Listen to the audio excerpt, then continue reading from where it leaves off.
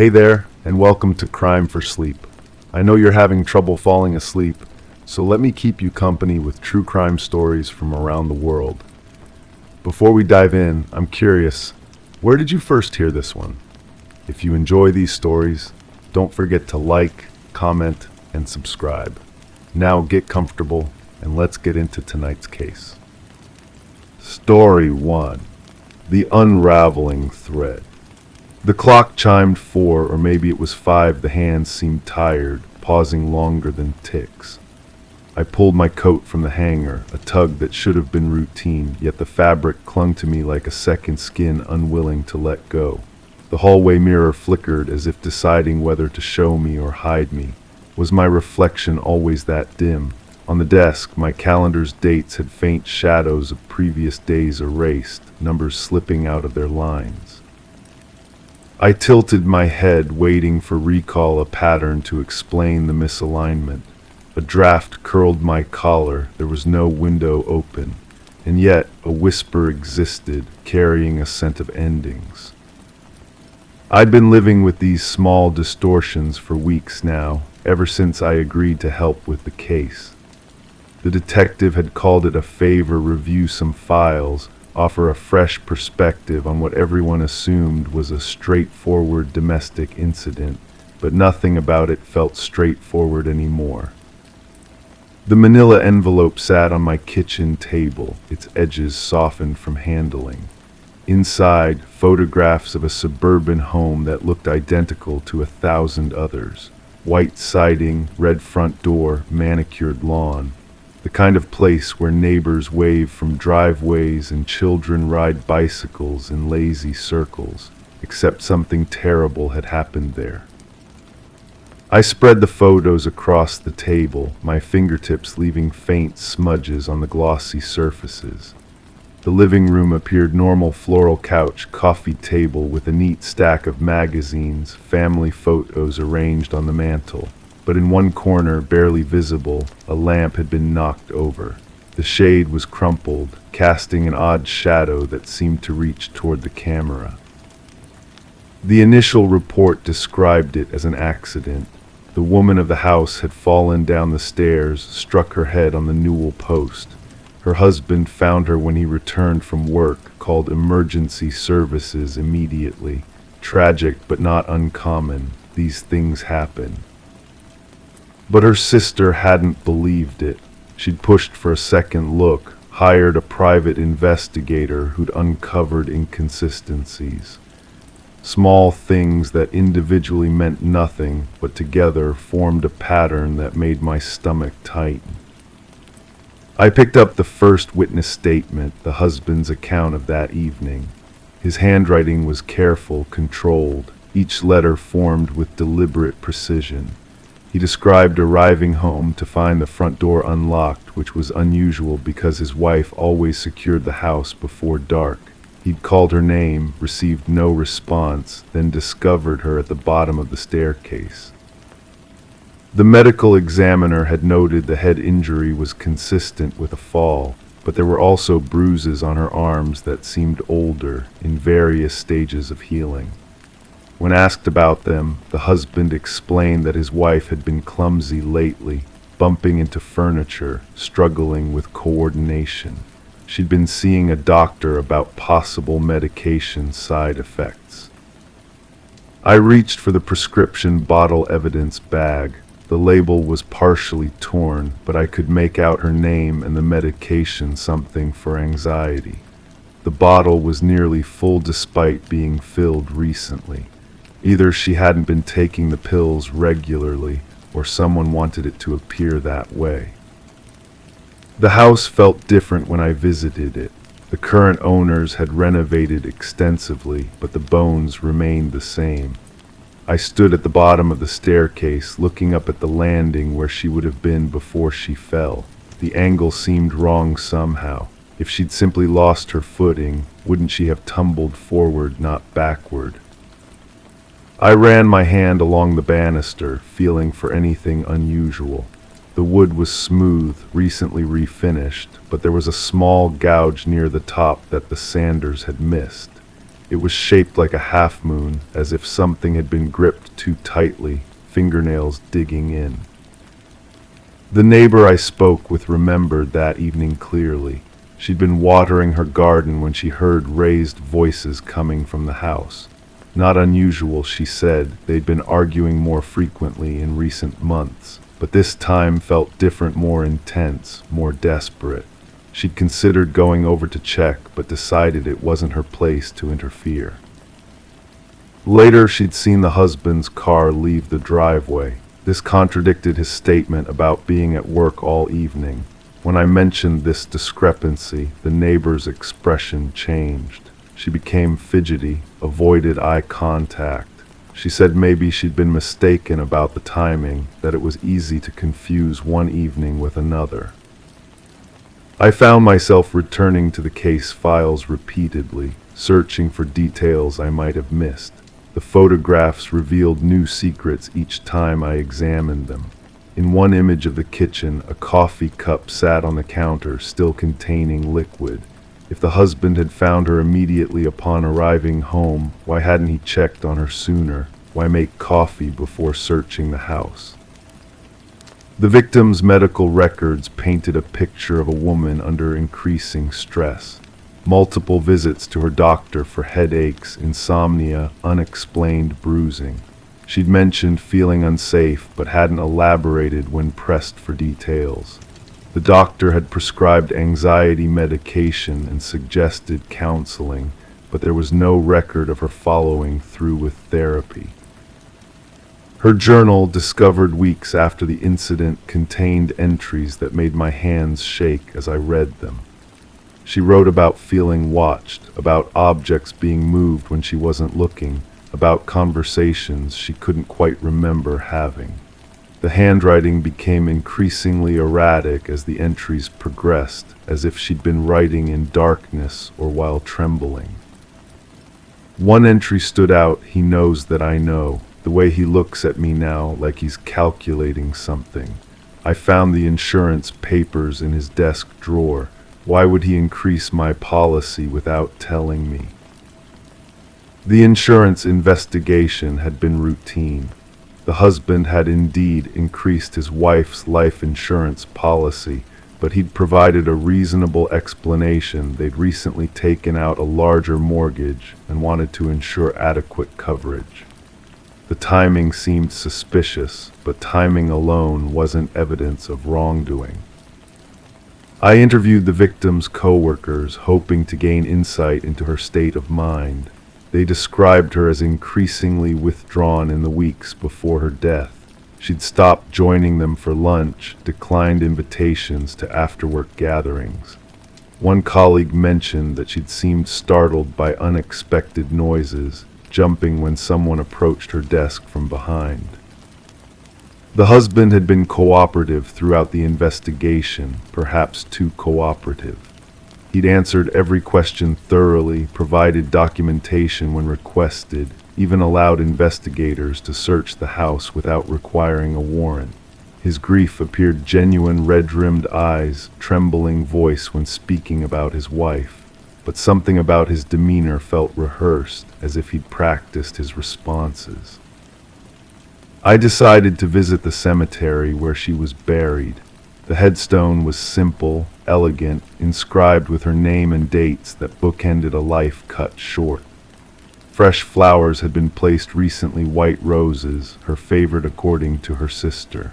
But as I knelt to examine them more closely, I noticed they were artificial, perfect plastic blooms that would never wilt or fade.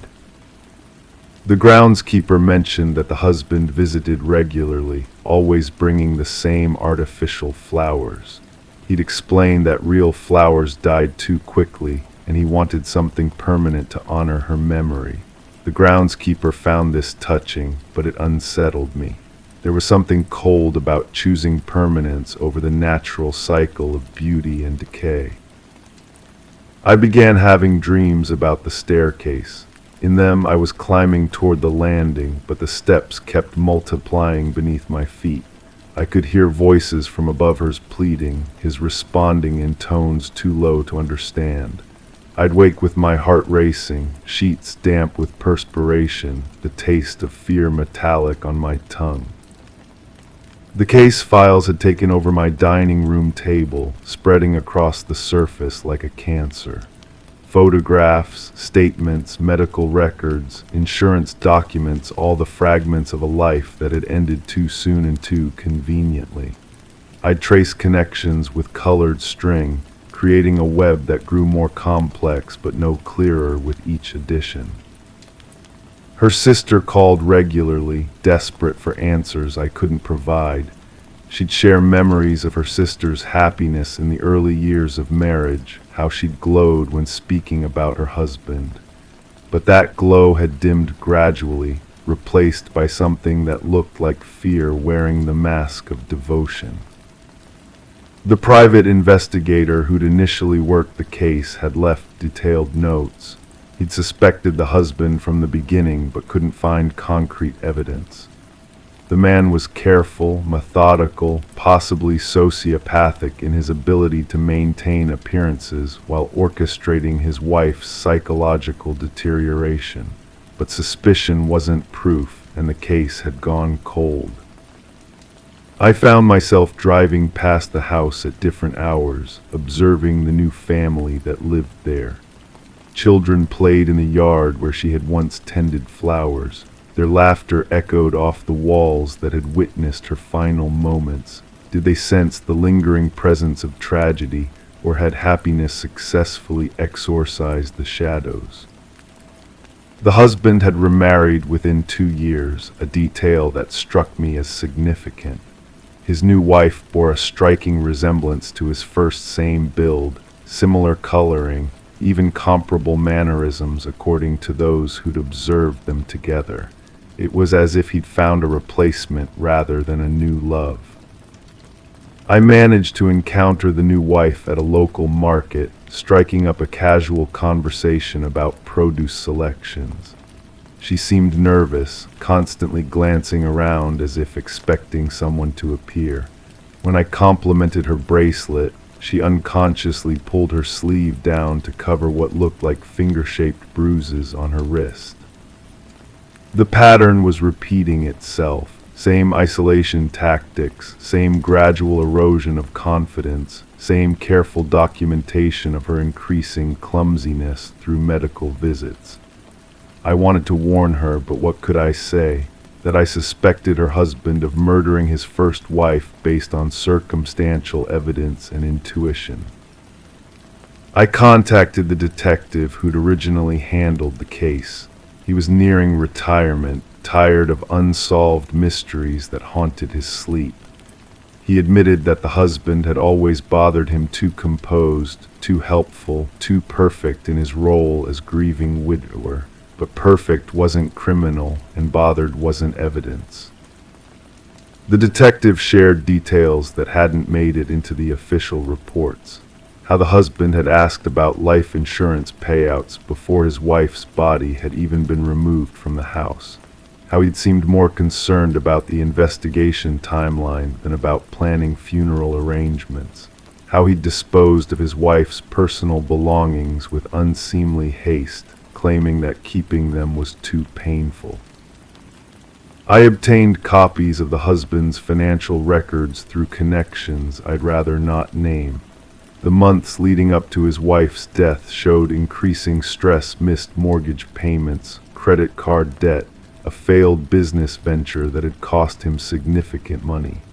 The life insurance payout had solved all his financial problems with convenient timing. But financial motive alone wasn't enough. Plenty of people faced economic hardship without resorting to murder. I needed something more concrete, more damning. I needed evidence that would convince a prosecutor to reopen the case. The breakthrough came from an unexpected source. The victim's phone records, which I'd reviewed multiple times, contained a pattern I'd initially missed. In the weeks before her death, she'd made repeated calls to a domestic violence hotline. The calls were brief, often disconnected quickly, as if she'd lost courage or been interrupted. I contacted the hotline, hoping they might have records of her calls. Privacy laws prevented them from sharing specific details, but a sympathetic counselor confirmed that they'd received calls from someone matching her description. The caller had seemed afraid but unable to articulate specific threats. She'd mentioned feeling trapped, watched, systematically undermined. This information changed everything.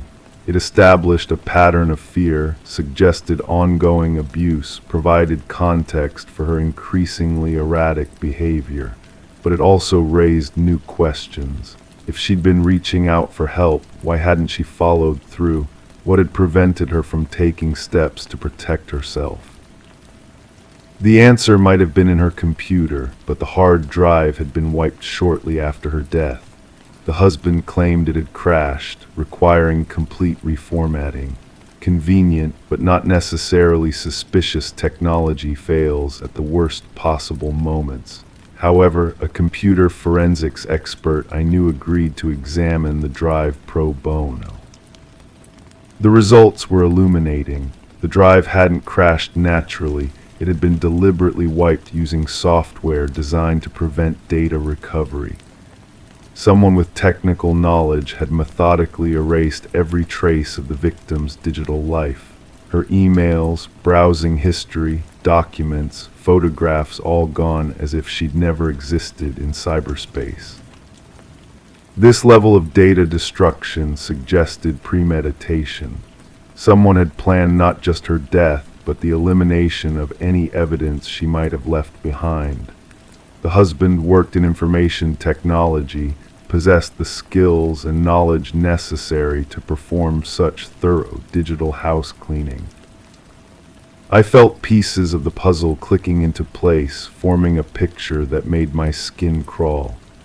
A methodical predator who'd isolated his victim, undermined her sanity, documented her deterioration, then eliminated her when she'd begun reaching out for help.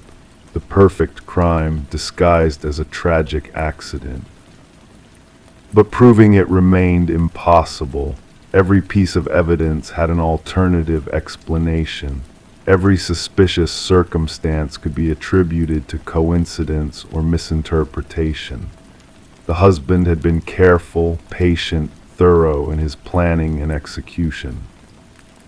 I realized I was becoming obsessed, losing objectivity in my pursuit of justice for a woman I'd never met. The case files had consumed my dining room, my thoughts, my dreams. I was seeing connections that might not exist, attributing malice to actions that could be innocent. Yet I couldn't let go. Something about this case had burrowed into my consciousness, demanding resolution that might never come.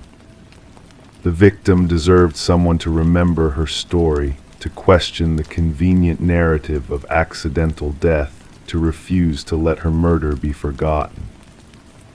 I made one final attempt to gather evidence, arranging to meet with the husband under the pretense of researching home safety for an article I claimed to be writing.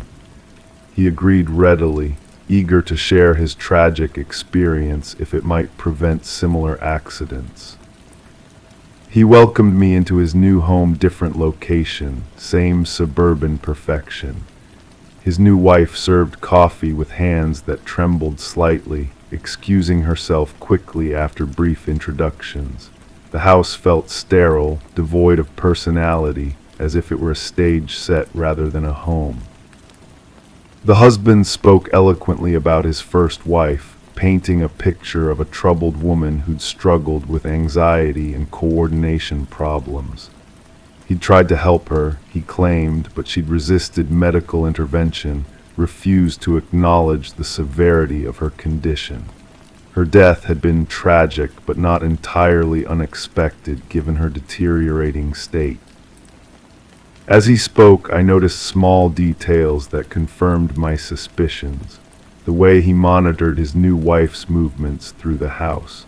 The subtle control mechanisms, medications organized by his hand, car keys kept in his possession, phone calls answered in his presence. The pattern was repeating itself with methodical precision. I left that meeting knowing I was in the presence of a killer, yet powerless to prove it. He was too careful, too intelligent, too skilled at maintaining his facade of respectability. His first wife had died, and unless his current wife found the courage to escape, she might follow the same path. The case remains officially closed, filed away as an accidental death that warranted no further investigation. But I keep the files, reviewing them periodically, hoping that someday new evidence will emerge or someone will find the courage to speak truth to power. Justice delayed isn't always justice denied. Sometimes it's simply justice waiting for the right moment, the right witness, the right piece of evidence to tip the scales.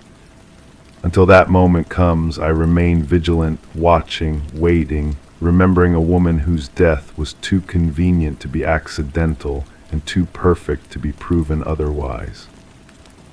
The truth exists somewhere in the shadows between certainty and doubt, waiting for someone brave enough to drag it into the light. Story 2.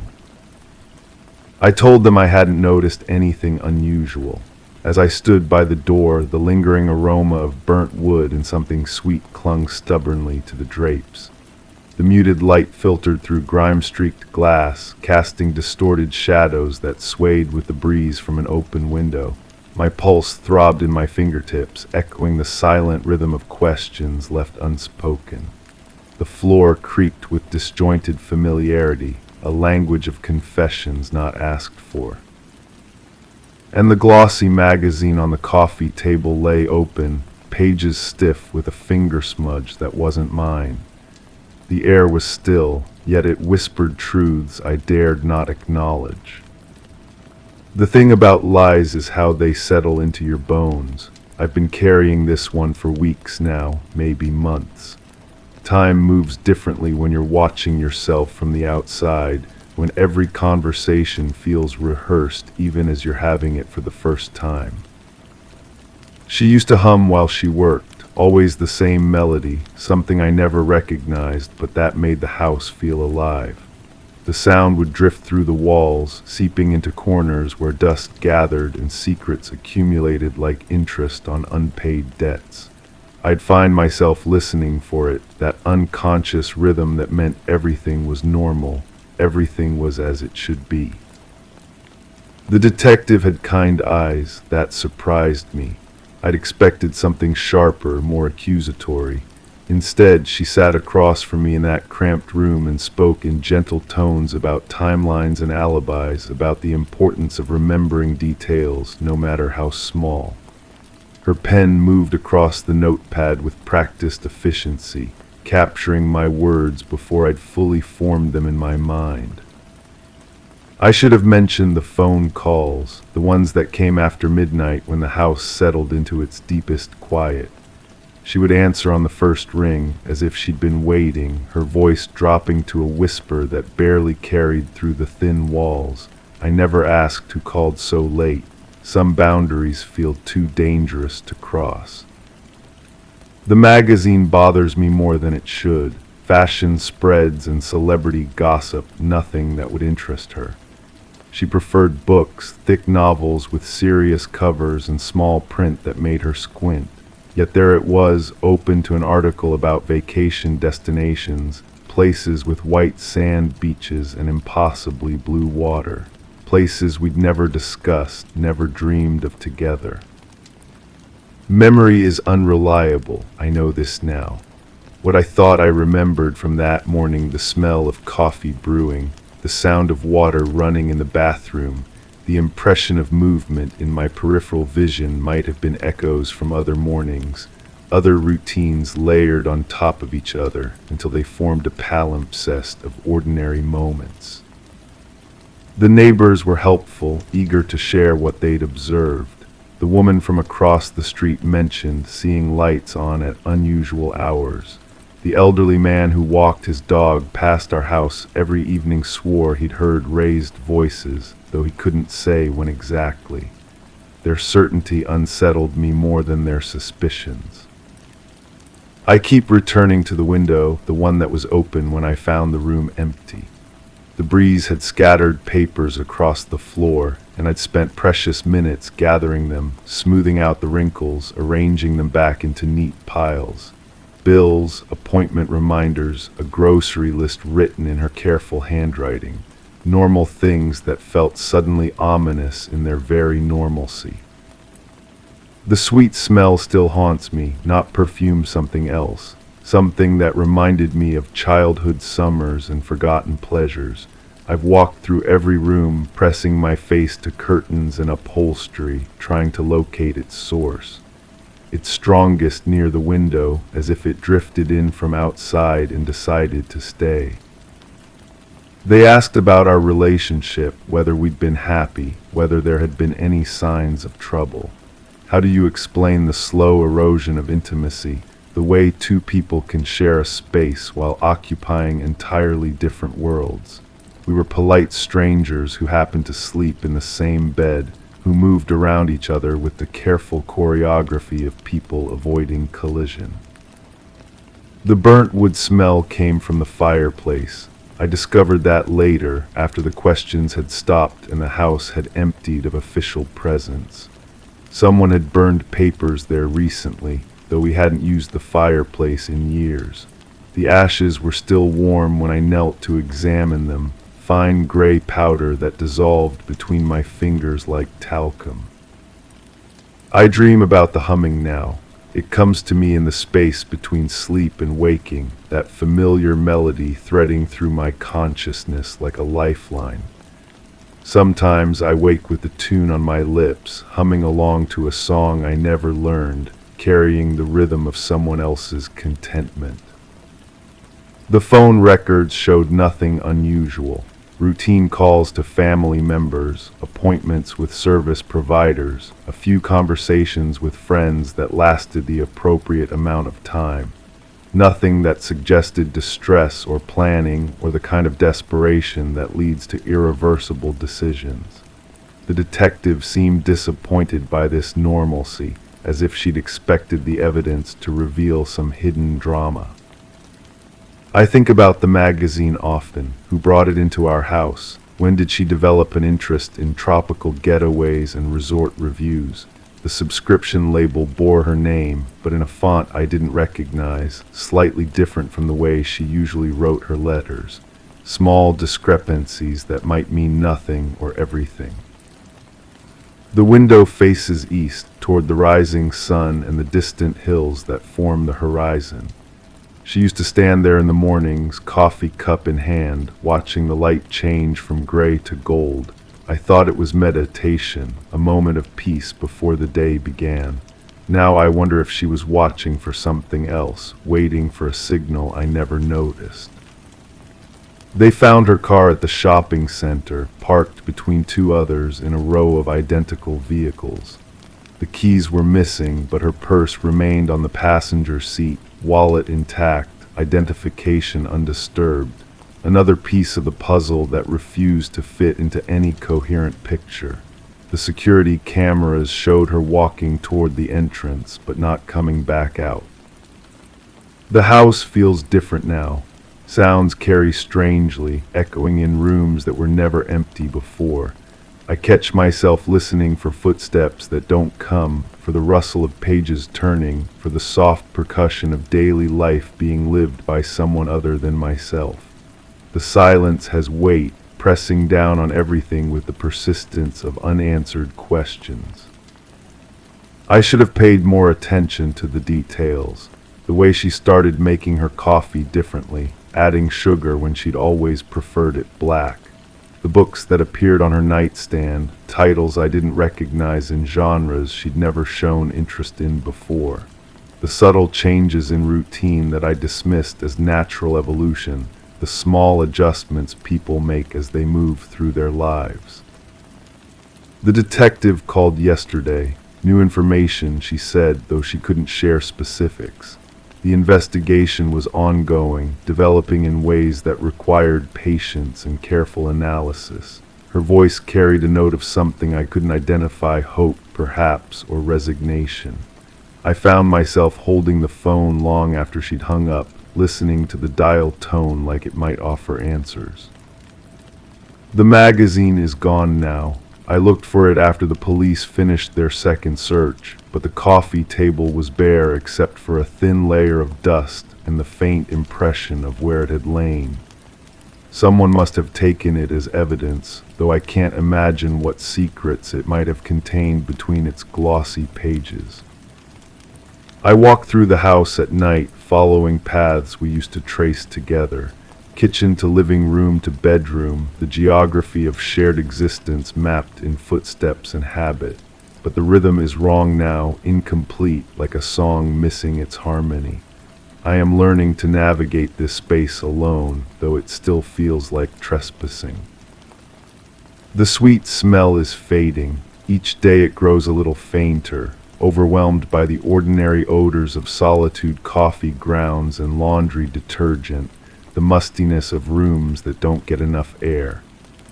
Soon it will disappear entirely, taking with it the last sensory evidence of whatever happened in those final hours. I told them I hadn't noticed anything unusual, and perhaps that was the most unusual thing of all. In a life shared with another person, how does someone simply vanish without leaving ripples in the fabric of daily existence?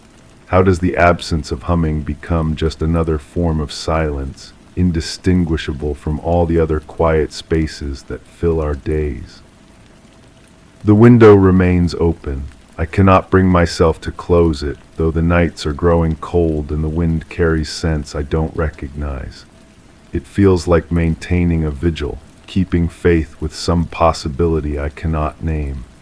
The curtains move with each breeze, casting shadows that dance across the walls like messages written in a language I almost understand. Story 3. The silence between sounds. I stood by the window, watching as the curtain swayed even though there was no breeze. The room seemed to hold its breath, every object casting long, distorted shadows in the dim light.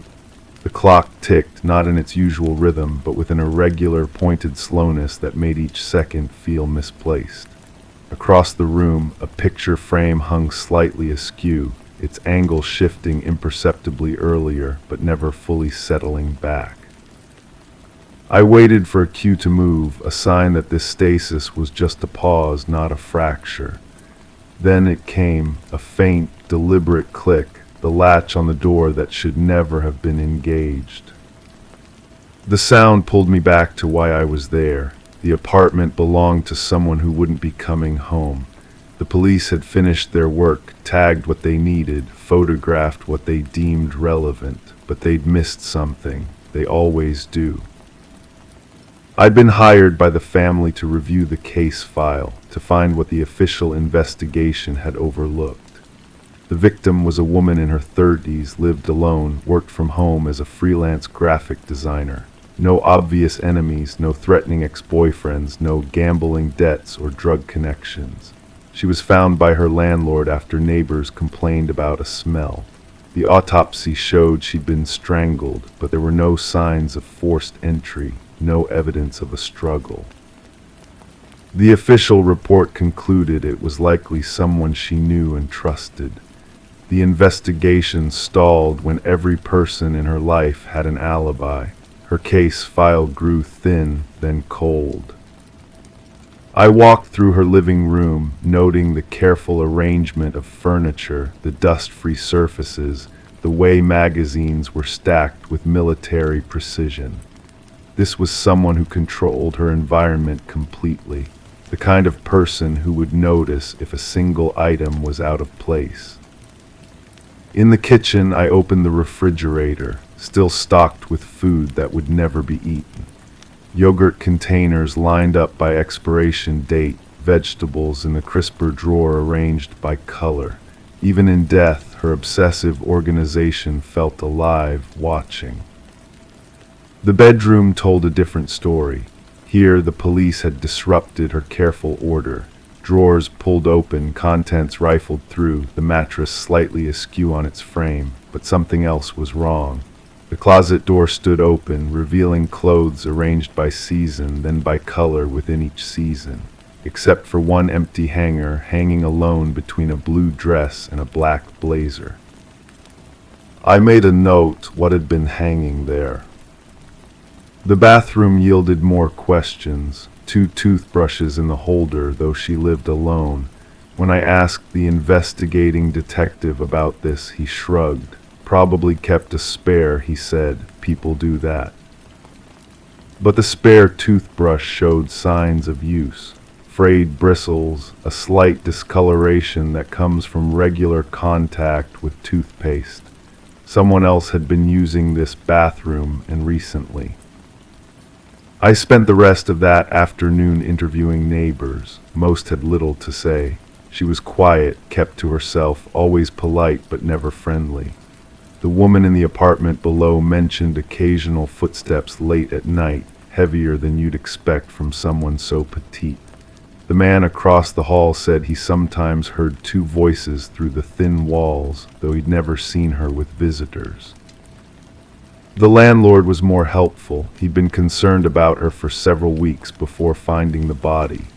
Her rent, usually paid promptly on the 1st of each month, had been 3 days late.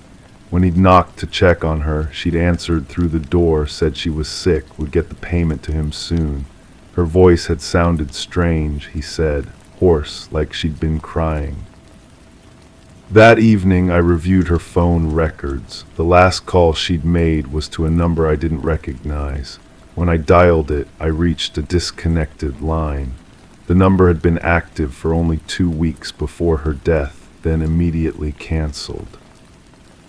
I traced the number through various databases. It had been registered to a prepaid phone, purchased with cash at an electronics store. The store's security footage from that period had already been recorded over. Someone had gone to considerable trouble to communicate with her anonymously. Her computer revealed more mysteries. Her browser history showed she'd been researching private investigators in the weeks before her death. She'd also looked up information about restraining orders, domestic violence resources, and how to change your identity legally. But there was no record of her contacting any of these services. Her email account contained mostly work correspondence and online shopping confirmations. Nothing personal, nothing intimate. Either she deleted everything important, or she conducted her private communications through other means. I found myself returning to that empty hanger in her closet.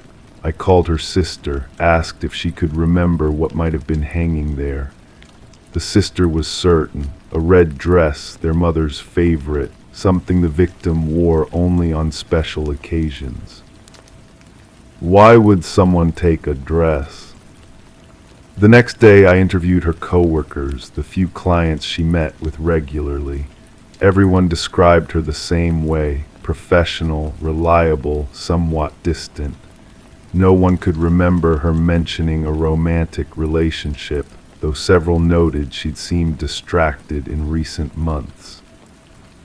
Her closest work colleague, a woman who'd known her for several years, mentioned something interesting. About a month before her death, the victim had asked about changing her professional name.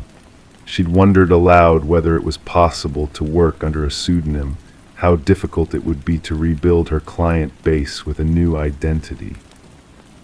When asked why she might want to do this, the colleague had no answer. It had seemed like an abstract question at the time. I was beginning to understand that the victim had been planning something. The research into identity changes, the late rent payment, the mysterious phone calls. She'd been preparing to disappear. But someone had stopped her first. I returned to the apartment building, this time focusing on the other residents. The woman downstairs was home and willing to talk over coffee in her kitchen. She'd lived there for 5 years, knew everyone's routines. The victim had been like clockwork, she said. Lights on at the same times, shower running at the same times, footsteps following the same patterns, until recently. About 6 weeks before her death, the patterns had changed. Lights stayed on later. The shower ran at odd hours, and there were new sounds, voices, sometimes raised, though never quite loud enough to make out words. The woman was certain there had been someone else in the apartment regularly. Someone who tried to be quiet, but wasn't familiar enough with the space to move silently. I asked if she'd seen anyone coming or going. She hesitated, then described a figure she'd glimpsed a few times in the hallway, always wearing dark clothes, always moving quickly. She'd assumed it was a delivery person or maintenance worker. The building's security was lax. Anyone could enter if they looked like they belonged. But thinking back, she realized this person had never carried packages or tools. They'd moved with purpose, but without the casual confidence of someone who worked there. I obtained the building's visitor log, though it was poorly maintained. Most entries were illegible, and many days had no entries at all. The landlord admitted that residents often let people in without requiring them to sign in. The log did show one interesting pattern: several entries for maintenance during the weeks before the victim's death, but the building's actual maintenance company had no record of service calls during that period. Someone had been using the visitor log to create a false paper trail. I was dealing with someone methodical, someone who understood how investigations worked and had taken steps to avoid detection. This wasn't a crime of passion or opportunity. It was planned, careful, patient. But even careful people make mistakes. I found the first mistake in the victim's financial records. 3 weeks before her death, she'd withdrawn a significant amount of cash from her savings account. The withdrawal had been made at a branch location she'd never used before, in a part of town where she had no reason to be. The bank's security footage from that day showed her at the ATM, but she wasn't alone. A figure stood just outside the camera's range, close enough to see the transaction, but positioned to avoid identification. The victim had looked nervous, checking over her shoulder repeatedly. This wasn't someone making a routine withdrawal. This was someone being coerced. I traced her movements that day through traffic cameras and business security footage. She'd driven directly to the bank, made the withdrawal, then met someone in a parking lot 6 blocks away. The meeting had lasted less than 5 minutes. She'd handed over an envelope, received nothing in return, then driven home. Someone had been blackmailing her. But what did they have on her? Her life seemed remarkably clean. No criminal record, no obvious secrets, no behavior that would make her vulnerable to extortion.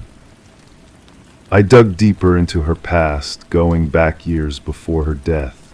She'd moved to the area 5 years earlier, claiming to want a fresh start after a bad breakup, but I couldn't find any record of where she'd lived before or who she'd been involved with. Her employment history began 5 years ago. Her credit history began 5 years ago. Her rental history began 5 years ago. She'd already changed her identity once. The realization shifted everything. This wasn't a random victim or even someone targeted for who she was now. This was someone who'd been found despite trying to hide. I contacted the private investigator she'd researched online. He remembered her call, though she'd never made an appointment. She'd asked about his experience with stalking cases, specifically whether it was possible for someone to track a person who'd moved and changed their name. He'd told her the truth. If someone had enough motivation and resources, it was very difficult to disappear completely. There were always traces, always connections that could be followed. She'd hung up without scheduling a consultation. I realized I was now following the same trail that had led to her death.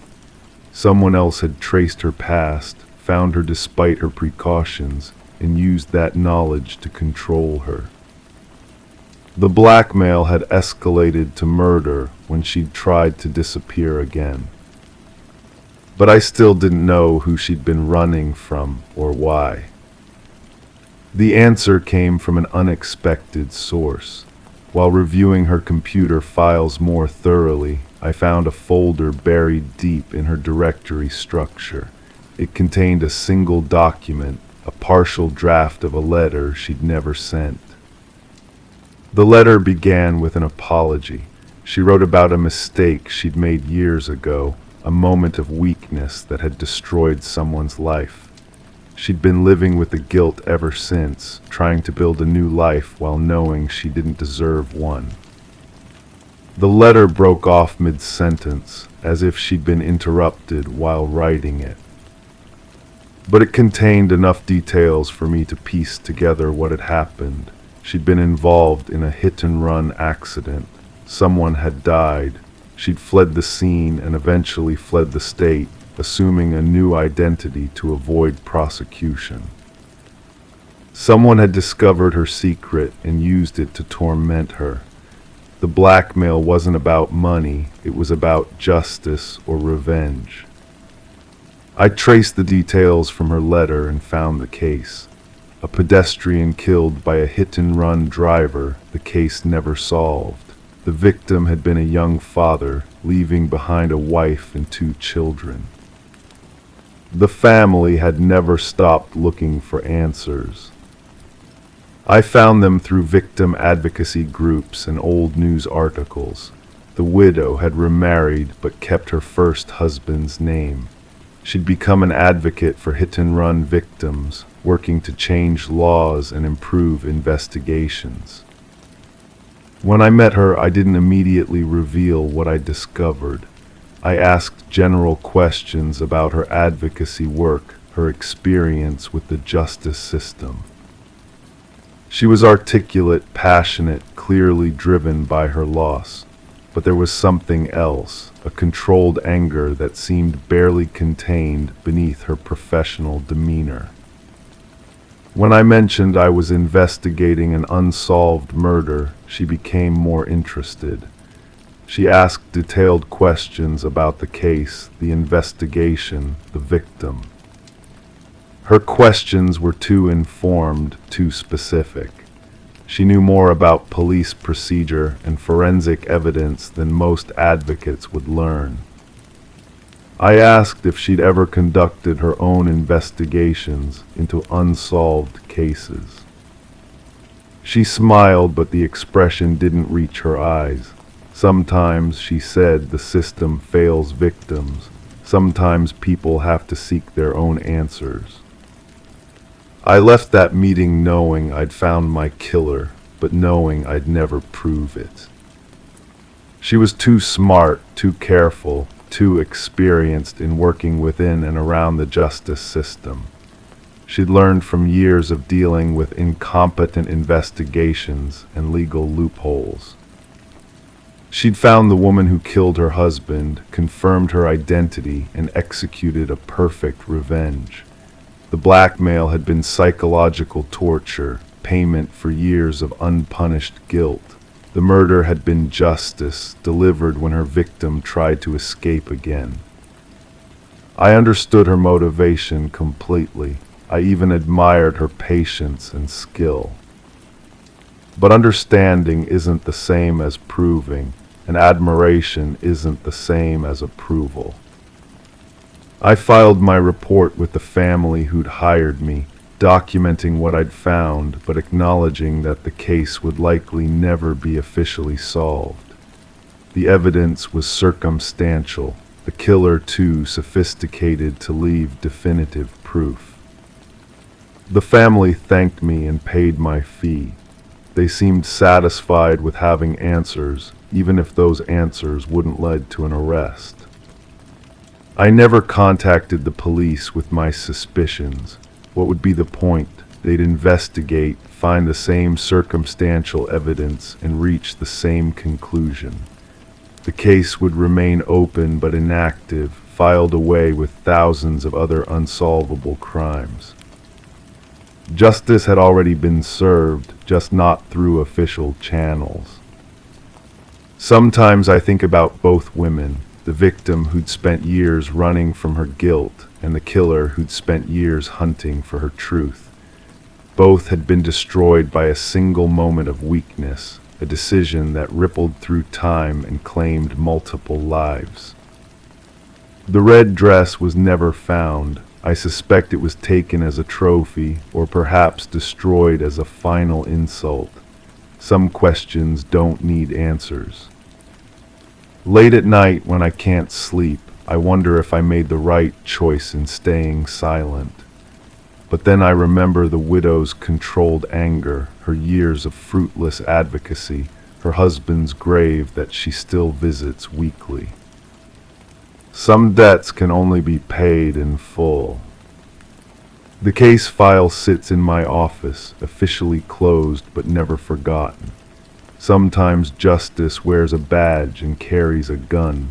Sometimes it wears a victim's face and carries a lifetime of grief. Both kinds are equally final. Story 4. I stood in the dim room, transfixed by the painting that refused to settle. It was a simple landscape, yet its frame, perpetually askew, unsettled the otherwise orderly wall. The soft tick of the clock drummed a steady rhythm, overshadowed by the occasional groan of the house. Everything seemed untouched, yet the air buzzed with anticipation, whispering of movements just beyond perception. I watched, waiting for something to tilt the balance. And then the frame shifted an imperceptible nudge, and the creaking stopped. The silence that followed wasn't peaceful. It was the kind of quiet that makes you hold your breath, makes you question whether you actually saw what you thought you saw. My fingers traced the edge of the wooden frame, searching for some mechanical explanation: loose wire, uneven nail, settling foundation. But the wood felt solid, deliberate in its wrongness.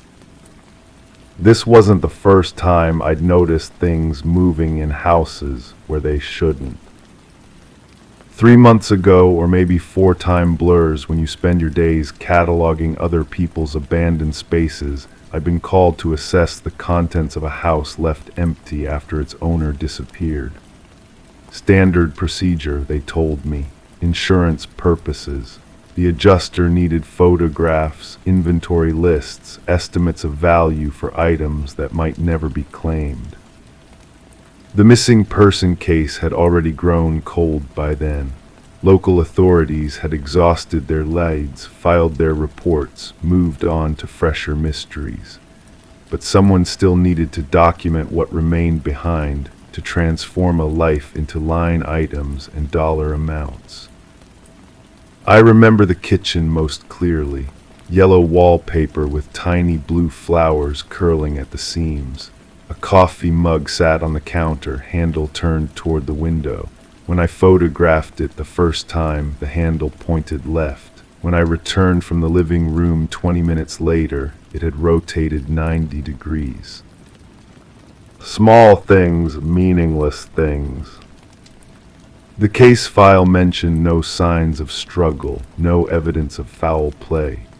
The missing person, a woman in her 50s who lived alone, had simply stopped appearing at work, stopped answering her phone, stopped existing in all the ways that matter to bureaucracy. Her car remained in the driveway. Her purse sat undisturbed on the hallway table. Even her bed appeared slept in, sheets pulled back as if she'd simply stepped away for a moment. But I'm getting ahead of myself, or behind myself. The sequence of events has become tangled in my mind, each memory contaminating the others.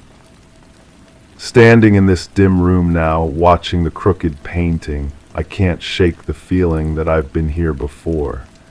Not this specific room, but this moment of recognition, this sense of witnessing something that shouldn't be witnessed. The house where she disappeared had the same quality of suspended animation, dust motes hanging in afternoon light refusing to settle, curtains that moved without wind, objects that seemed to shift when no one was looking. I documented everything methodically, photographed each room from multiple angles, listed every piece of furniture, every book on the shelves, every item of clothing in the closets.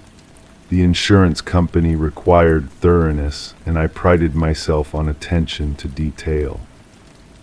But details can lie, or maybe they tell truths we're not equipped to understand.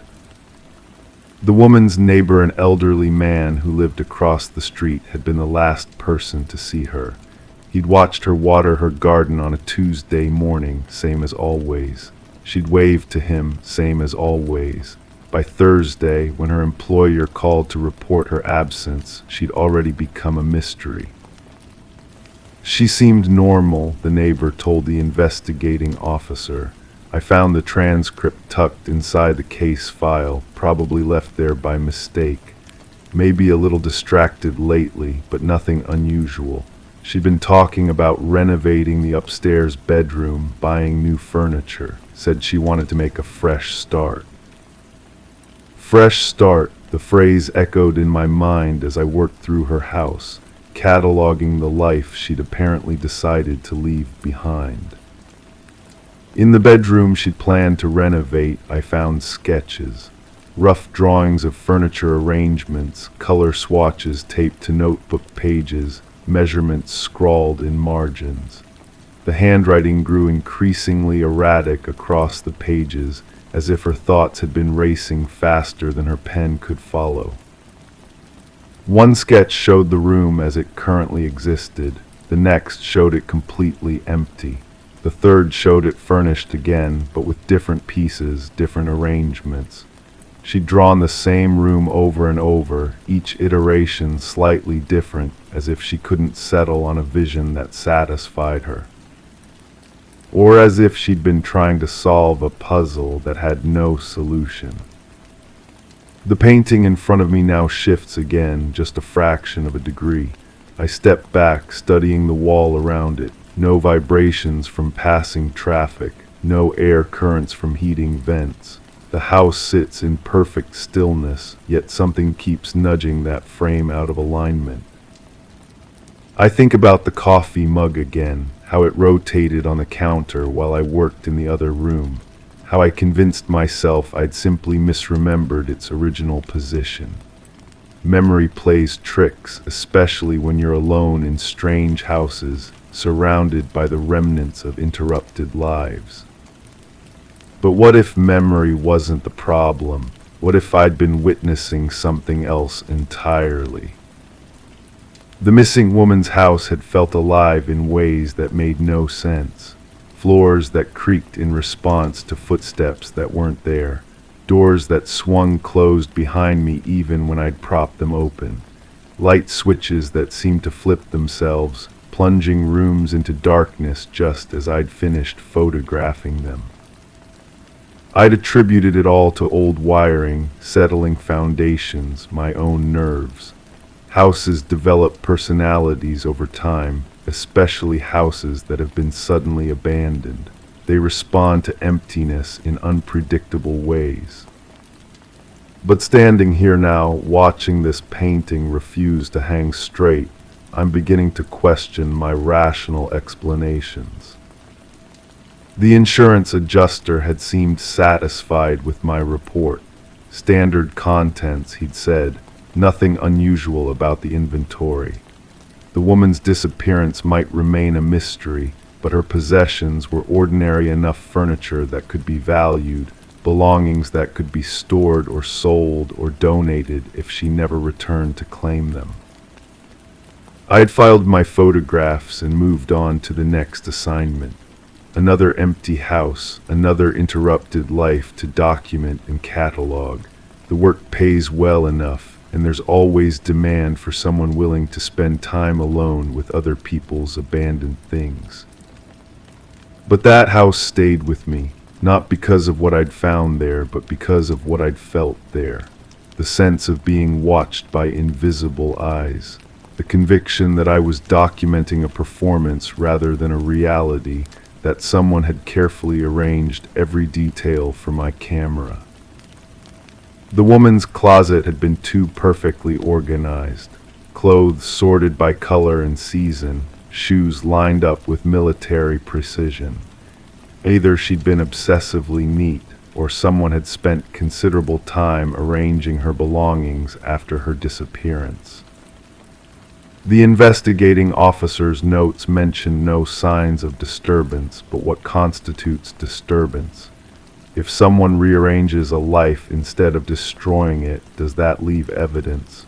If they move through a space like a ghost, touching nothing but changing everything, how would we know they'd been there? I found myself returning to that house on my own time.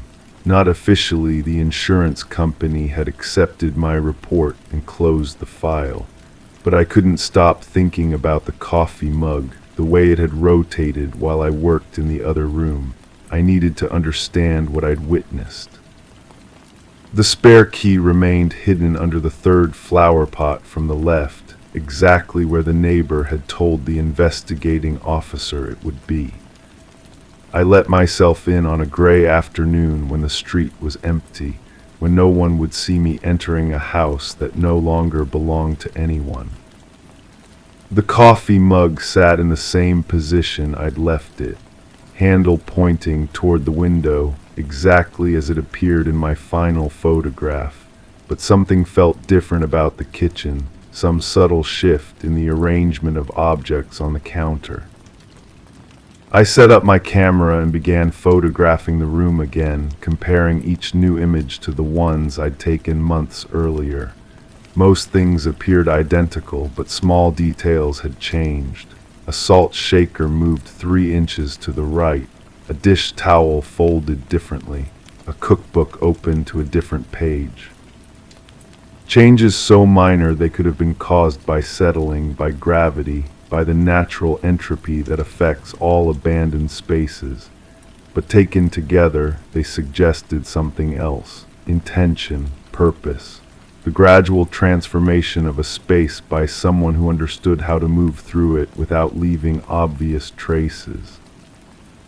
I spent hours in that house, documenting every room, comparing new photographs to old ones. The changes were always subtle, always deniable. A chair turned slightly toward the window. A book moved from one shelf to another. A lamp unplugged and moved to a different table. Someone had been living there, not obviously, not in ways that would attract attention from neighbors or authorities. But someone had been using that space, rearranging it according to their own needs and preferences. The question that haunted me was whether that someone was the missing woman herself. The painting shifts again, and this time I'm certain I see it move. Not an imperceptible nudge, but a deliberate rotation, as if invisible hands were adjusting its position. I reach out to straighten it, but my fingers stop short of the frame. What if touching it would break some delicate equilibrium? What if the movement serves a purpose I don't understand? I think about the woman's sketches again, her obsessive redesigning of the bedroom she'd never finished renovating.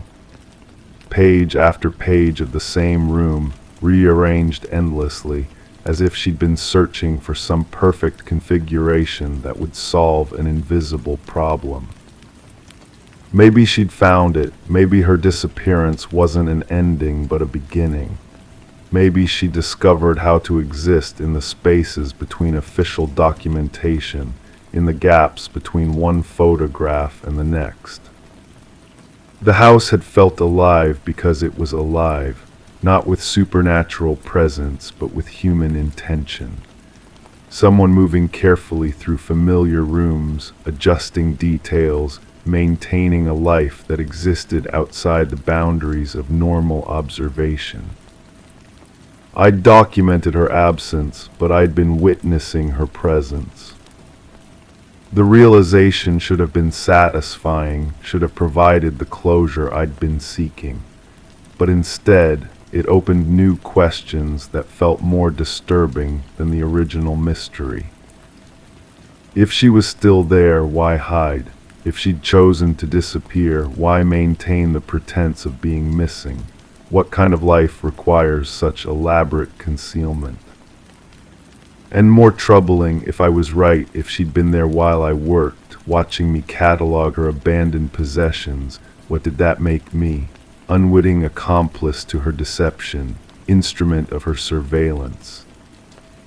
The painting hangs crooked again. I've been staring at it for so long that my eyes have begun to water, but I can't look away. Each small movement feels like a message I'm not equipped to decode. Maybe that's the point. Maybe some mysteries aren't meant to be solved, only witnessed. Maybe the truth is less important than the act of searching for it, the way it changes us to live with unanswered questions. I think about all the empty houses I've documented since then, all the interrupted lives I've cataloged for insurance purposes. How many of them were truly empty? How many contained presences I was too distracted to notice? The work continues. Houses are abandoned, contents must be documented, files must be closed. But I approach each assignment differently now, with heightened awareness of the spaces between objects, the silences between sounds. Sometimes I catch movements in my peripheral vision. Sometimes I return to rooms to find small changes in the arrangement of furniture. Sometimes I feel watched by eyes I can't locate. I document everything more carefully now, take more photographs, note smaller details, not for the insurance companies, but for myself. Evidence of a world that exists parallel to the official one, populated by people who have learned to live in the margins of documentation. The painting settles into stillness, but I know it will move again. Not because of supernatural forces or mechanical explanations, but because someone needs it to move. Someone who understands that small adjustments to visible reality can create large spaces for invisible lives. I leave it crooked and step away from the wall. Some things shouldn't be straightened. Some mysteries shouldn't be solved. Outside, the world continues its normal patterns of documentation and verification. Inside, the painting waits for the next small movement that will shift the balance just enough to create space for whatever needs to remain hidden. I close the door behind me, but I know I'll return, not to solve anything, but to witness the ongoing performance of absence and presence, the delicate dance between what can be documented and what can only be felt. The case remains officially closed. The mystery remains officially unsolved. But in the space between official and real, something continues to move through empty houses, adjusting details, maintaining lives that exist only in the moments between one observation and the next. And I continue to document what I can see, knowing that the most important things will always happen just outside the frame. Story 5. The air was heavy with the smell of wet matches. It clung to the corners of the room, unsettlingly out of place in the warmth of the afternoon. I hesitated at the threshold, the familiar scent pulling me back to a time I couldn't quite grasp. The kitchen window was open, curtains motionless, yet the damp, acrid aroma seemed to seep from the walls. In the silence, I felt a creeping unease, like stepping into a shadow that shouldn't be there. Everything appeared untouched, yet the sensation lingered, inescapable and insistent. I knew I had encountered that smell before, at the edge of a memory blurred and unyielding. It shouldn't have been here, but it was. I forced myself to step inside, my bare feet cold against the linoleum. The logical part of my mind worked quickly, cataloging explanations. Someone had been smoking and extinguished cigarettes carelessly. A faulty electrical outlet somewhere in the walls. Maybe the neighbor's chimney backing up through some ventilation system I didn't understand. These old houses had their quirks, their mysterious ways of channeling odors from one place to another. But as I moved through the kitchen, opening cabinets and checking the stove, nothing seemed disturbed. The coffee cup I'd left on the counter that morning sat exactly where I'd placed it, a ring of dried residue marking its presence. The dish towel hung at the same crooked angle. Even the crumbs from yesterday's toast remained scattered near the toaster, forming the same constellation I'd been meaning to wipe away. I had come home early from work with a headache that felt like pressure behind my eyes. The office had been stifling, filled with the usual tensions and whispered conversations that stopped when I approached. My supervisor had suggested I take the afternoon off, her concern seeming genuine enough, though something in her expression had struck me as careful, measured. I'd driven home through familiar streets, noting how the autumn light filtered through the trees in patterns I'd seen countless times before. The house had been empty as expected. My housemate worked late shifts and wouldn't return until well after dark. We developed a comfortable routine of parallel lives, sharing space without much intersection. Bills split down the middle, groceries labeled with initials, a kind of domestic efficiency that required minimal communication. It suited us both. Yet standing in that kitchen, breathing air that tasted of sulfur and dampness, I felt the first flutter of something being wrong. Not dramatically wrong, not the kind of wrongness that demands immediate action, but a subtle displacement, like finding a book reshelved in the wrong spot or discovering your keys in a pocket you never use. I walked through the rest of the house methodically. The living room looked untouched, magazines still fanned across the coffee table, remote control resting on the arm of the couch where I'd left it. Upstairs, my bedroom door stood slightly ajar, which seemed right, though I couldn't remember if I'd closed it completely that morning. The bathroom mirror reflected my face back at me, pale and uncertain, my eyes holding a question I couldn't articulate. It was in my housemate's room that I noticed the first real inconsistency. The door, which was usually kept closed, hung open just enough for me to see inside. I didn't make a habit of looking into their private space, but something drew my attention to the bed. The covers were pulled tight, hospital corner neat, which struck me as odd. My housemate was many things, but meticulous about bed making wasn't one of them. I stood in the hallway, my hand resting on the doorframe, trying to remember the last time I'd seen them. We'd crossed paths in the kitchen 2 mornings ago, exchanging brief pleasantries over coffee. They'd seemed distracted, checking their phone repeatedly, but I'd attributed it to work stress. We all had our preoccupations. The smell of wet matches seemed stronger near their room, though I couldn't pinpoint why. I found myself breathing through my mouth, trying to escape the acrid taste that coated the back of my throat.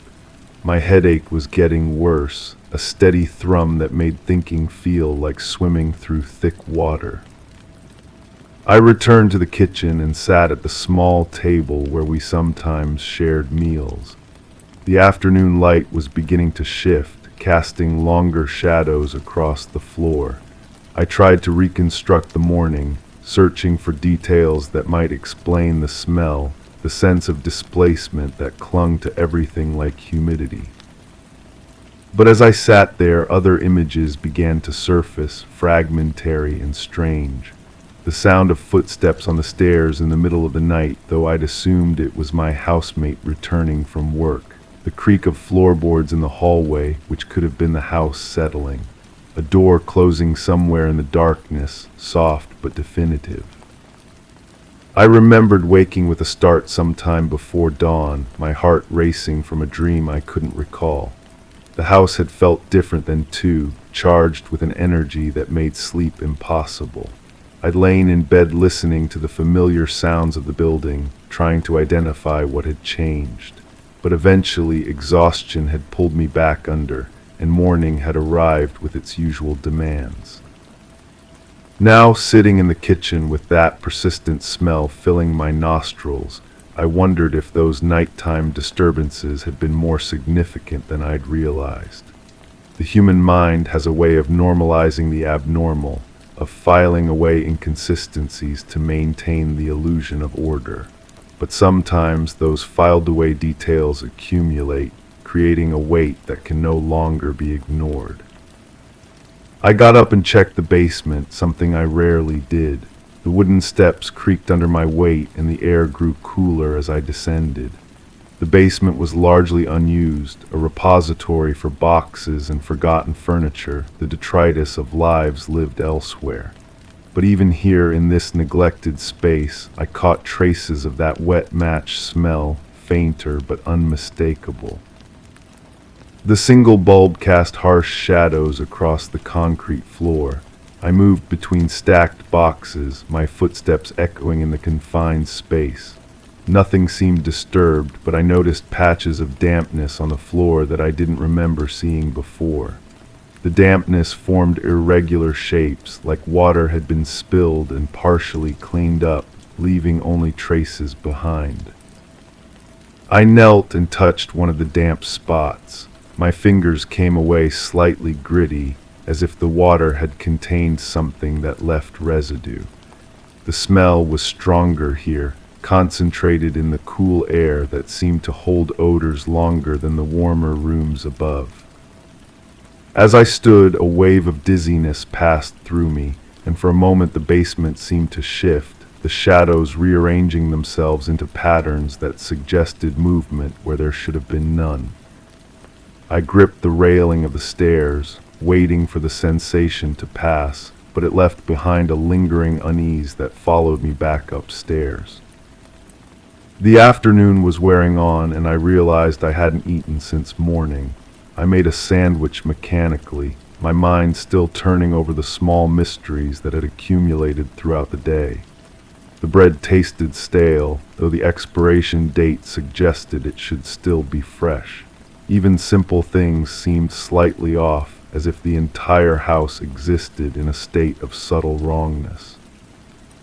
I tried calling my housemate, but the call went straight to voicemail.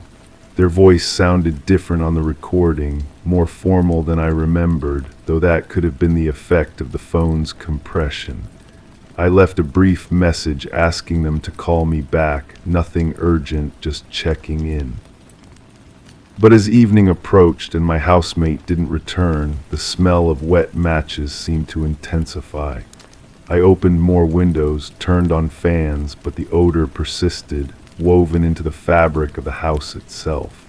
I found myself breathing shallowly, trying to minimize my exposure to air that felt increasingly thick and contaminated. Sleep, when it finally came, brought dreams that felt more like memories.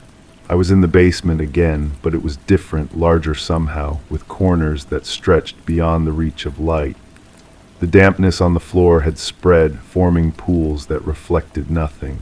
And there were sounds, soft scraping noises that could have been mice or settling wood, but seemed to carry intention, purpose. I woke several times during the night, each time with the sensation that something had just stopped, as if movement had ceased the moment consciousness returned. The house felt watchful, attentive in a way that made rest impossible. I lay in bed listening to silence that seemed too complete, too carefully maintained. Morning brought no relief. My housemate's bed remained made with that same hospital precision, their absence now extending beyond normal patterns. I called their workplace, speaking to a supervisor who seemed surprised by my inquiry. They hadn't shown up for several shifts, the supervisor explained, and attempts to reach them had been unsuccessful. There was talk of sending someone to check on them, but bureaucracy moved slowly, and concern hadn't yet escalated to action. I hung up the phone with my hands shaking slightly. The smell of wet matches had become a constant presence, no longer surprising but deeply embedded in my experience of the house. I moved through rooms that felt increasingly foreign, as if the familiar was slowly being replaced by something that only resembled what I knew. The basement drew me back repeatedly. I found myself descending those creaking stairs without conscious decision, pulled by a compulsion I couldn't name. The damp spots on the floor seemed to change position each time I looked, creating new patterns that suggested movement, migration, purpose. I began to map them in my mind, noting their evolution from visit to visit. It was during one of these basement visits that I found the matches. A box of wooden matches, the kind used for lighting candles or fireplaces, tucked behind a stack of old magazines. The box was damp, swollen with moisture, and when I opened it, the matches inside had that exact smell that had been haunting the house. Wet sulfur, acrid and sharp, concentrated in those small wooden sticks. But finding the matches didn't solve the mystery, it deepened it. How had they gotten wet? Why were they hidden in the basement? And why did their presence feel less like a discovery and more like a confirmation of something I'd been trying not to acknowledge? I held the box in my hands, feeling its dampness seep through the cardboard. The matches rattled softly when I shook them, a sound like small bones in a container. And suddenly I was remembering other things, fragments that had been filed away in the dark corners of consciousness. The sound of striking matches in the middle of the night, the brief flare of light under my bedroom door, gone so quickly I'd convinced myself it was imagination. The smell of smoke that I'd attributed to neighbors or distant fires. Small disturbances that I'd normalized, explained away, refused to examine too closely. But now, holding physical evidence of something I couldn't explain, those filed-away moments demanded reconsideration. Had someone been in the house, moving through rooms while I slept? Had my housemate been engaging in behaviors I'd been too polite or too afraid to acknowledge? Or was there another explanation, one that required me to question not just what had happened, but my own perception of reality? The basement felt smaller suddenly, the walls pressing closer. I climbed the stairs quickly, the box of matches still in my hand, but even in the kitchen the air felt thin, insufficient. I sat at the table where I'd sat the day before, but nothing looked the same. The shadows fell differently, the light seemed filtered through something that changed its quality, and the persistent smell of wet matches had become so much a part of my environment that I could no longer imagine the house without it. I stared at the box in my hands, this small container that held more questions than answers. The cardboard was beginning to deteriorate from the moisture, and I could see the individual matches through the translucent material, dark lines against darker background. They looked like small bones or burnt sticks or the remains of something that had once been capable of creating light. The house around me felt suspended, caught between one reality and another. My housemate's absence had become a presence of its own, filling rooms with questions that multiplied rather than resolved. And I sat in the center of it all, holding a box of wet matches, breathing air that tasted of sulfur and uncertainty, no longer sure what I knew or what I'd only imagined knowing. The afternoon light was fading again, and I realized I'd lost track of time, lost track of the ordinary markers that usually structured my days. The house had become a place outside of normal time, where cause and effect operated according to different rules, where the familiar could become foreign without warning. I set the matches on the table and stared at them, these small objects that had somehow become the center of a mystery I couldn't solve. They sat there, innocent and ominous, holding secrets that might explain everything or nothing at all. And I knew that whatever had happened in this house, whatever was still happening, I was no longer an observer, but a participant, caught in a story whose ending remained unwritten. The smell of wet matches filled my nostrils, and I breathed it in, accepting it as part of the air I needed to survive. Outside, the world continued according to its usual patterns, but inside this house, inside this moment, I existed in a space where certainty had dissolved, leaving only questions that multiplied like shadows as the light continued to fade. Story 6. It smelled like old iron, damp and earthy, as though a storm had slipped inside. The scent was misplaced, settling in the air of the empty attic, where only dust and forgotten boxes should linger. My fingers trailed along the wooden banister, now rougher than I remembered, leading me up the narrow stairs toward the elusive aroma. Each step groaned softly, protesting my ascent. The scent grew stronger, pulling at the edges of a memory I couldn't quite capture. I hesitated at the top in front of the narrow door where a lone, rusted latch hung ajar. It had been years since I last saw it swaying, but the air inside seemed to beckon with a familiarity I wished I could resist. The metallic taste lingers on my tongue even now when I think about that smell, iron and rain. It comes back at strange moments when I'm washing dishes, when I pass certain doorways, when the light hits a surface just wrong. I know it means something. I know there's a reason my chest tightens whenever that scent finds me. There was a voice once, soft, almost singing. "Come up here," it said, or maybe it was "come back here." The words blur together in my mind like watercolors bleeding into each other. Someone was calling from above, from that space where the ceiling slopes down and the shadows gather thick in the corners. I remember my hand on the latch. The metal was cold, colder than it should have been. My palm stuck to it for a moment, like touching ice in winter, but it was warm outside that day. Or was it? The seasons twist together when I try to remember. Summer heat mixed with autumn dampness, spring rain falling through winter air. The boxes up there, they weren't where I left them. Someone had moved them, arranged them differently, pushed them against the walls, creating a clear space in the center. A stage almost, a place where something was meant to happen or had already happened. The dust patterns on the floor told a story I couldn't read. "Don't go up there alone." Whose voice was that? A warning that came too late or maybe too early. The words echo in my head, but I can't place the speaker. Someone who cared, someone who knew, but knew what? My foot caught on something, a loose board maybe, or something left behind. I stumbled, caught myself against the wall. My hand came away dirty, not just with dust, but with something else. Something that had been there longer, had settled deeper into the wood grain. The window up there faced the wrong direction. I'm sure of that now, though it makes no sense.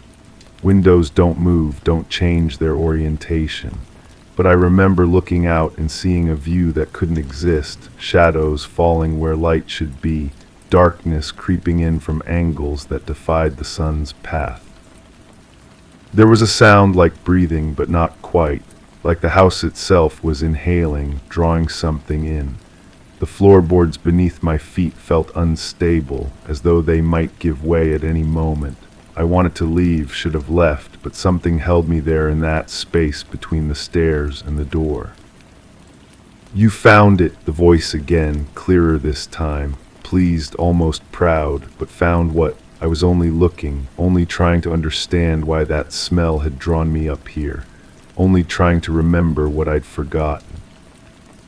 The latch swung freely now, back and forth, like a pendulum marking time I couldn't measure. Each swing caught the dim light filtering through the window, throwing brief flashes across the walls. Morse code messages I couldn't decode, signals from a past I couldn't quite reach. My clothes felt wrong up there, too heavy or too light. The fabric clung to my skin in places, hung loose in others. Like I was wearing someone else's clothes, or like my own body had changed shape while I wasn't paying attention. Nothing fit the way it should. The iron smell was strongest near the far corner where the roof sloped lowest. I had to duck to approach it, had to move carefully around the rearranged boxes. Someone had been methodical about the placement, had thought about sight lines and access points, had planned for something. "Are you ready?" The question hung in the air like smoke, dissipating before I could grab hold of it. Ready for what? I wanted to ask, but my voice wouldn't work properly up there.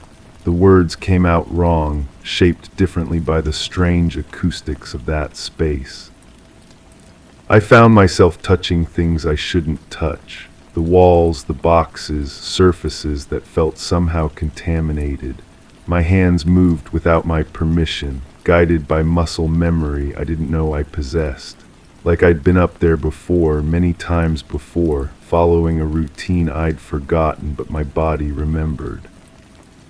The light changed while I was up there, shifted from one quality to another, from natural to artificial, or maybe the reverse. Shadows moved independently of their sources, creating patterns that suggested movement where nothing was moving. The house was playing tricks, or my mind was, or both. "Don't tell anyone you were here." Another voice different from the first, urgent, worried. A secret being born or being protected, but secrets from whom? And why did it matter who knew about an empty attic, a space filled with nothing but dust and displaced storage boxes? My reflection in the window looked wrong. Not dramatically wrong, just subtly off, like a photograph that's been slightly overexposed. My features were my own, but somehow unfamiliar, as though I was seeing myself through someone else's eyes, or as though someone else was looking back at me through my own face. The floorboards creaked in a pattern, a rhythm that seemed almost musical. Step here, silence there, a longer groan in the corner, like a song I'd heard before but couldn't name, like a code that would make sense if I could just remember the key. There was something under one of the boxes, not hidden exactly but protected, kept safe or kept secret. I moved the box aside. It was lighter than it looked, almost empty, and found an impression in the dust. The shape of something that had been there for a long time, something that belonged there. "You're not supposed to be up here." The third voice, the one I'd been dreading, not angry, just stating a fact. Like I'd wandered into the wrong room, taken a path I wasn't meant to take. But if I wasn't supposed to be there, why did everything feel so familiar? The smell was overwhelming now, filling my nose and mouth and lungs. Iron and earth and something else, something organic and patient. The smell of things changing, transforming, becoming something other than what they were. The smell of time passing in ways it shouldn't. I tried to leave then, tried to back away from whatever I was approaching. But the space had changed around me, had shifted while I wasn't looking. The door seemed farther away, the stairs in the wrong place. The boxes had moved again, creating new corridors, new paths to follow or avoid. "Stay a little longer," the first voice again, coaxing now, like a parent trying to convince a child to remain at a party they wanted to leave. But I wasn't a child, and this wasn't a party. This was something else entirely, something I was only beginning to understand. My hands were shaking. When had that started? The tremor was slight but persistent, making it hard to touch things precisely, hard to manipulate the latch or move the boxes or steady myself against the walls. Like my body was responding to something my mind hadn't yet processed. The iron smell was coming from me now, from my clothes, my skin, my breath. I'd absorbed it somehow, taken it in and made it part of myself. Or maybe it had always been part of me, and being up there had just awakened it, brought it to the surface where I couldn't ignore it anymore. "Do you remember now?" All three voices speaking together, harmonizing in a way that made my teeth ache. Remember what? I wanted to scream, but the sound that came out was barely a whisper. Remember what I'd done or what had been done to me. remember who I was up there or who I'd become. The window showed me the same impossible view, shadows falling upward, light bending in directions that violated physics. Or maybe physics didn't apply up there, maybe that space existed outside normal rules, outside the constraints that govern the rest of the house, the rest of the world. I was moving toward the corner again, drawn by something stronger than curiosity. My feet found the quiet spots between the creaking boards, following a path I'd learned but couldn't remember learning. Step, pause, step, avoid the loose board near the wall, duck under the low beam. The impression in the dust was deeper than I'd first noticed. Not just the shape of something that had rested there, but something that had pressed down, had exerted weight and pressure over time. Something heavy, or something that had been pressed down deliberately, held in place. Almost there, the encouragement felt wrong, felt like praise for something I shouldn't be doing. But I couldn't stop now, couldn't turn back from whatever revelation was waiting in that corner, where the roof met the floor and the shadows gathered thickest. My reflection in the window was changing as I moved, becoming clearer or maybe becoming someone else entirely. The features were shifting subtly, rearranging themselves into a face I recognized but couldn't name. Someone I'd known, someone I'd forgotten, someone who'd been waiting up there for me to remember. The latch was still swinging, still catching the light, still marking time that moved differently up there. Each flash illuminated something new, revealed another detail I'd missed, another piece of a puzzle I was afraid to solve. But the pieces were fitting together now, forming a picture I didn't want to see. You've always known. The voices were quieter now, more intimate, speaking directly into my ear, into my mind. Of course I'd known, had always known. The iron smell, the rearranged boxes, the impossible window, the voices calling from above. It had all been waiting for me to stop pretending, stop hiding from what I'd done or what I'd witnessed or what I'd become. The corner was different now that I was close to it, not empty, not quite, filled with potential, with possibility, with the weight of things that had happened or were about to happen. The air was thicker there, harder to breathe, charged with significance I couldn't decode. I knelt in the dust, in the impression left by whatever had been there before. My knees fit perfectly into the worn spots, my hands found their natural resting places on either side. Like I'd knelt there before, many times before, participating in something I'd chosen to forget. The iron smell was so strong now it had taste, texture, weight. It filled my mouth like liquid, coated my throat like medicine or poison. I could feel it changing me from the inside out, awakening parts of myself I'd kept buried, bringing back knowledge I'd worked so hard to lose. Welcome back, the greeting was warm, affectionate, relieved, like I'd been away on a long journey and had finally returned home. But this wasn't home, this was just an attic, just a storage space in a house I barely remembered, wasn't it? The window reflection showed me the truth now, showed me who I really was up there in that space where normal rules didn't apply.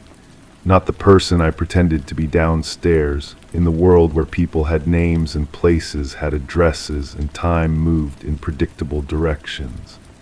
Someone else entirely, someone who belonged in that corner, in that dust, in that iron-scented air. I reached for the spot where the impression was deepest, where something had rested longest. My hand sank into the dust as though it were water, as though the solid floor had become permeable, welcoming. The wood beneath was warm, warmer than it should be, warmer than anything in that dusty space had any right to be. Don't fight it, the advice came with the weight of experience, of knowledge gained through repetition. This had happened before, would happen again. I was just playing my part in a cycle that had been turning long before I arrived, would continue turning long after I left. if I ever left. The voices were inside me now, speaking with my own voice, thinking with my own thoughts. Or maybe it was the reverse. Maybe I was finally hearing my own voice clearly for the first time, finally thinking my own thoughts without the interference of whatever I'd used to block them out. The iron smell wasn't unpleasant anymore. It was familiar, comforting, like coming home after a long absence. It spoke of permanence, of things that endured, of transformations that couldn't be undone. It spoke of truth, finally, after so many lies I'd told myself. I stood up slowly, my knees protesting the movement. How long had I been kneeling there? The light from the window had changed again, shifted to a quality I didn't recognize, illuminating the space in ways that revealed new details, new connections, new understanding. The boxes weren't random storage after all. They were arranged with purpose, positioned to create specific sight lines, to hide certain things while revealing others. Someone had spent time up there, had made careful decisions about what should be seen and what should remain hidden. Someone who knew the space intimately, who understood its possibilities. You understand now, not a question, a statement of fact. And I did understand, finally, though the understanding came with a weight I wasn't sure I could carry. The iron smell, the rearranged boxes, the impossible reflections, the voices that spoke with increasing familiarity, it all made sense now in a way that made no sense at all. I moved toward the stairs, but slowly, reluctantly. Part of me wanted to stay up there in that space where truth lived, where pretense wasn't necessary, where the iron smell could fill my lungs without apology. But another part of me, the part that still remembered how to live in the world below, knew I had to leave. The latch was still now hanging motionless in the strange light, no longer marking time, no longer sending signals. Its work was done, its purpose fulfilled. It had brought me up there, had kept me there long enough for the voices to do their work, for the memories to surface, for the understanding to take hold. You'll be back. The certainty in the voice was absolute, unshakable. Of course I'd be back. The iron smell would call me, would draw me up those creaking stairs again and again, until I stopped pretending it was just an attic, just a storage space, just a place where dust gathered and boxes sat forgotten. I descended the stairs carefully, each step taking me further from the truth and closer to the comfortable lies I'd built my life around. But the iron smell followed me down, clung to my clothes and skin and hair. A reminder, a promise, a threat.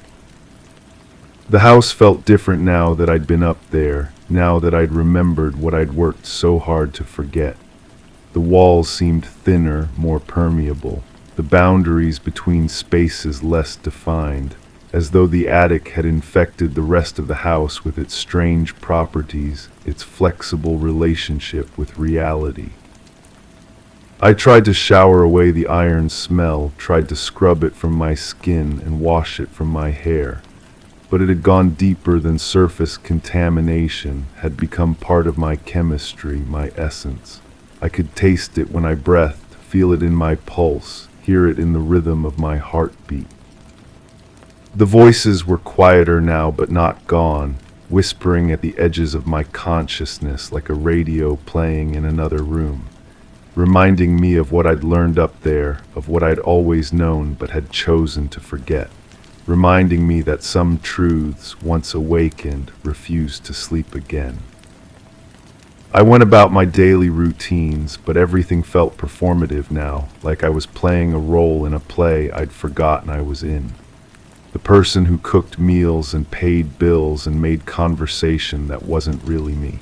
The real me was up there in that corner, kneeling in the dust, breathing iron-scented air, listening to voices that spoke truth instead of comfort. At night I could hear movement above me, soft footsteps, the whisper of boxes being moved, the creak of floorboards under careful weight. Someone was up there, or something was, continuing the work I'd interrupted, maintaining the space I'd disturbed, keeping it ready for my return. The iron smell grew stronger as days passed, not weaker. It saturated my dreams, flavored my food, colored my perception of everything around me. I was changing, transforming, becoming something other than what I'd been. Or maybe I was just becoming what I'd always been, underneath the layers of denial and self-deception. I found myself standing at the bottom of those stairs more and more often, drawn by the familiar scent, by the promise of truth waiting above. My hand would rest on the banister, feeling the rough wood grain, tracing the path my fingers had followed before, the path they would follow again. Come back up, the invitation was constant now, no longer confined to that attic space, but following me throughout the house, throughout my life. A gentle but insistent pull toward the corner where I belonged, where I'd always belonged, where the iron smell was strongest and the truth was clearest. I knew I would return, not today, maybe not tomorrow, but soon. The understanding I'd gained up there was incomplete, fragmentary. There were more memories to recover, more truth to face, more transformation to undergo. The iron smell was just the beginning, just the first note in a song I was only starting to remember. The latch would be swinging again when I climbed those stairs, marking time that moved differently up there, sending signals I was finally learning to read. The boxes would be arranged in new configurations, revealing fresh possibilities, hiding different secrets. The voices would be waiting, ready to guide me deeper into understanding, deeper into the truth of what I was and what I'd done and what I was becoming. The iron smell calls to me even now as I tell this story, as I try to make sense of fragments that resist organization, memories that shift and change each time I examine them. It promises clarity, promises completion, promises an end to the questions that multiply faster than I can answer them. But I know now that some questions aren't meant to be answered, some truths aren't meant to be fully understood. Some smells are meant to linger, to call us back, to remind us that there are spaces in our lives, in our houses, in our minds, in our souls where normal rules don't apply, where transformation is always possible, where the iron scent of change hangs heavy in the air, waiting for us to climb those creaking stairs and breathe it in. Story 7. I sat poised on the edge of the chair, eyes locked on the latch that trembled slightly in the evening draft. The room whispered with the soft shuffle of curtains, the steady tick interrupting the silence from an unseen clock. Shadows stretched long, refusing to settle, as if something shifted beyond the corners my eyes could reach. It was the silence with a pulse, every creak a message half revealed. As I waited, the air thickened, holding its breath. Then, so subtly, the latch rocked open, and I was left staring at a darkness that should never have been. The coffee had gone cold in my hands. I remember that detail because the mug was white ceramic with a chip on the handle, and I'd been gripping it when she first mentioned the missing photographs. Not missing, she'd corrected herself. Misplaced. But photographs don't misplace themselves. I found the first envelope tucked beneath the loose floorboard in the basement. My fingers had been searching for the source of that persistent scratching sound, the one that started after the rains. Inside, 12 black and white images of the house, taken from the outside, different angles, different seasons, the trees bare in some, full in others. Always the same window circled in red ink. My bedroom window. She used to stand at the kitchen sink, washing dishes that were already clean. I'd watch her from the doorway, how her shoulders curved inward, how she'd pause between plates as if listening for something. When I asked what she was doing, she'd smile that careful smile and say she was just thinking. About what, I'd ask. About how sounds carry differently at night. The second envelope appeared on the porch swing. I hadn't checked the mail in 3 days, maybe 4. Time moves strangely when you're watching for patterns. These photographs were different, closer. The lens had captured details I'd never noticed. The way the paint peeled near the window frame, how the curtain hung slightly askew, a shadow that might have been a person standing just inside. I started keeping a journal then, not of events but of sounds. The house settling at 10:15, footsteps overhead at 11:30, though no one lived upstairs. The soft thud against the back door that came in sets of 3, always 3, just before dawn. She found the journal. We never talked about what she read there, but her washing routine changed. She started humming while she worked, old songs I didn't recognize. The melodies filled the spaces where silence used to live, and I realized she'd been afraid of those silences too. The third envelope never came in the mail. I found it in my jacket pocket, the one hanging in the hall closet. My fingers discovered it while searching for car keys, and the paper crinkled like autumn leaves. These photographs were taken from inside the house. The angle suggested someone standing in the living room, camera pointed toward the kitchen, toward her washing those eternally clean dishes. But I was the only one with a key. She left on a Tuesday. I remember because the garbage trucks run on Tuesday, and their rumbling woke me to find her side of the bed already cold. No note, no explanation, just the absence of her humming and the return of those careful silences. The scratching in the basement grew louder. I followed the sound with a flashlight past the water heater and the boxes of seasonal decorations. Behind the furnace, I found a loose section of wall. The wood came away easily, as if it had been opened before. Inside, a small space, empty except for a single photograph. This one was in color, recent. It showed me sitting in that chair by the window, the one where I waited each evening. My face was turned toward the camera, but I had no memory of posing. In the background, barely visible, a figure stood in the doorway. Her figure, but the photograph was dated after she'd left. I started checking the locks obsessively.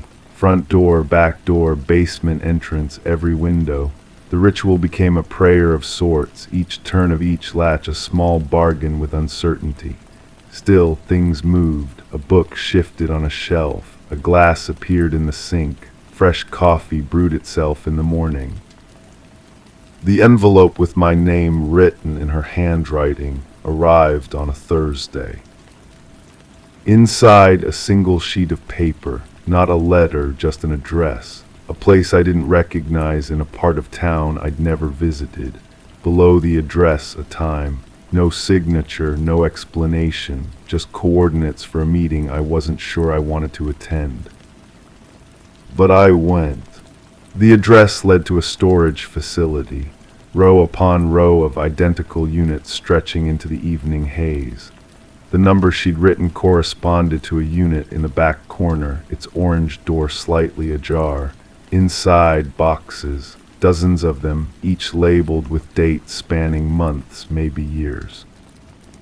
I opened the nearest box. Photographs, hundreds of them, all of the house, all from different angles, different times, but not random surveillance. These images told a story, documented a progression.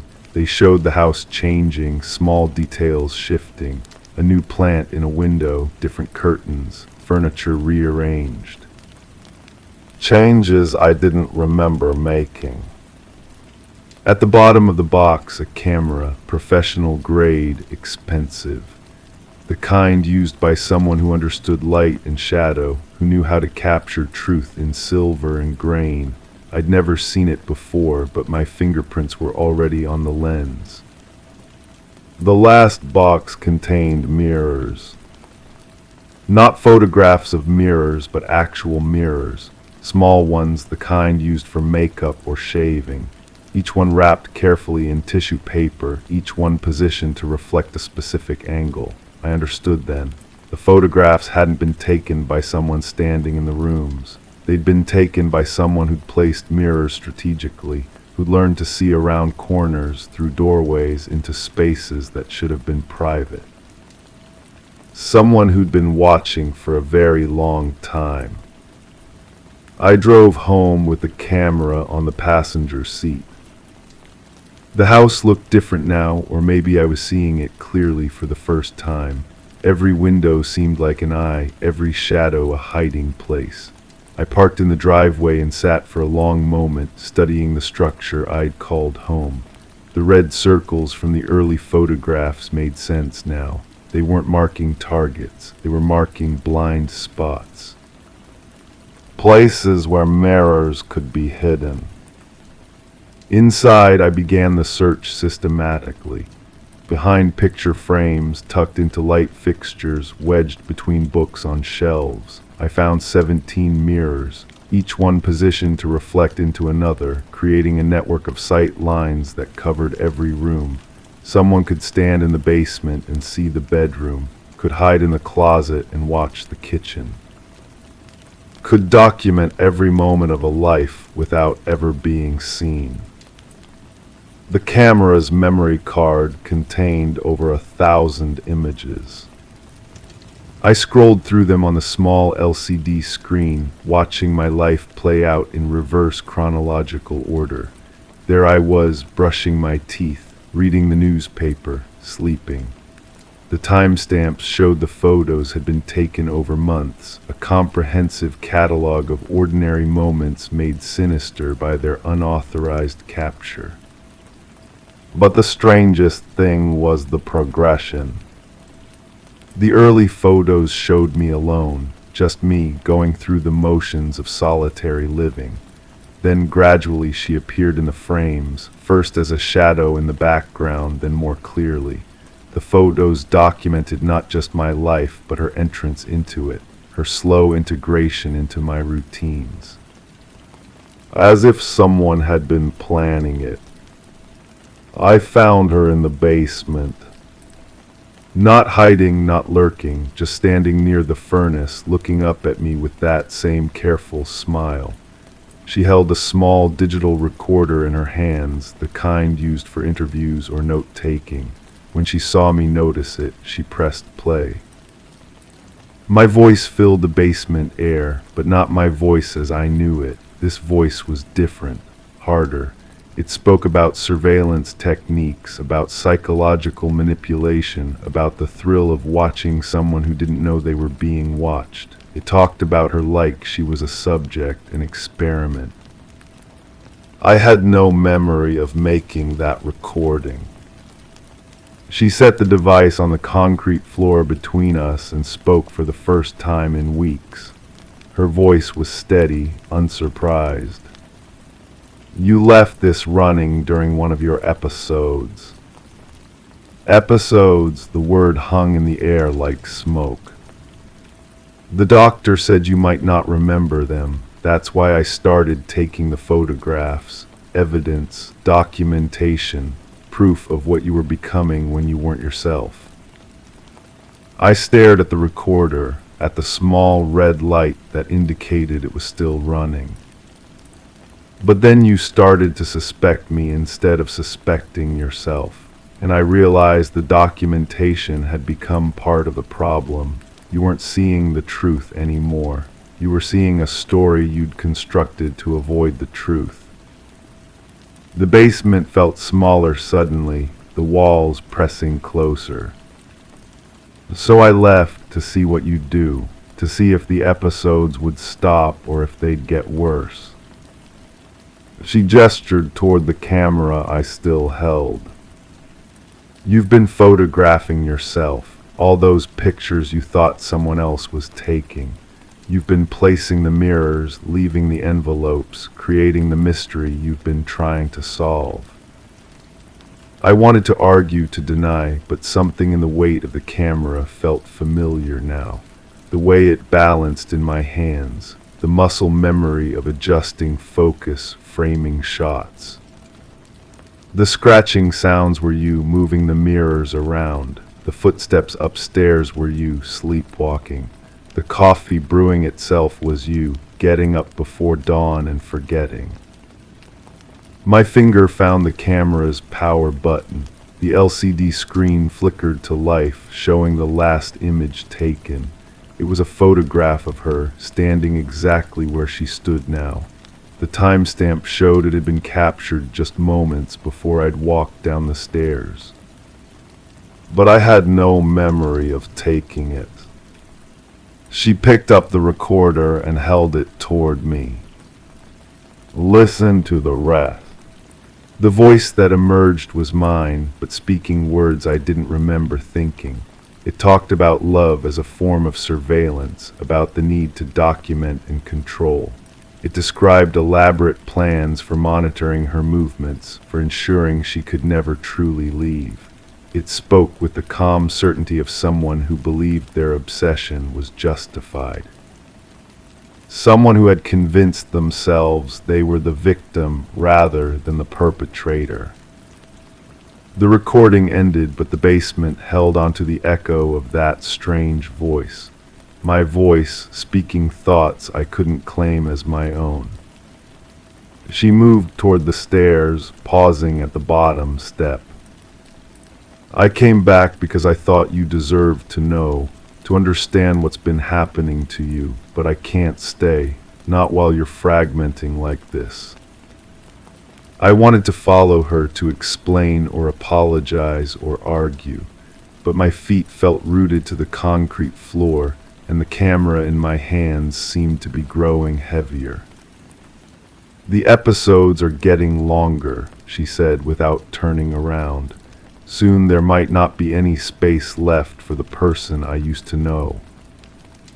Her footsteps echoed up the wooden stairs, and I heard the basement door close with a soft click. I stood alone among the mirrors and the evidence of my own unraveling, holding a camera that knew more about my life than I did. The red light on the recorder continued to blink, documenting this moment too, adding it to the catalog of things I might not remember. Outside, a car engine started and pulled away. I climbed the stairs slowly, each step a small negotiation with gravity and certainty. The house felt different now, not because anything had changed, but because I was seeing it through different eyes.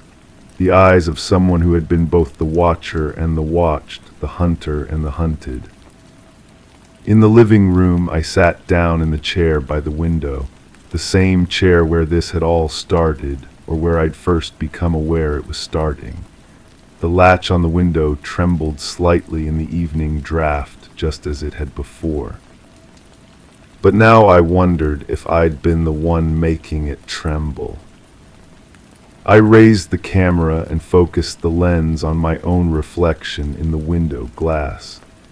My finger hovered over the shutter button, uncertain whether pressing it would be an act of documentation or an act of creation. In the viewfinder, I could see myself clearly for the first time in months.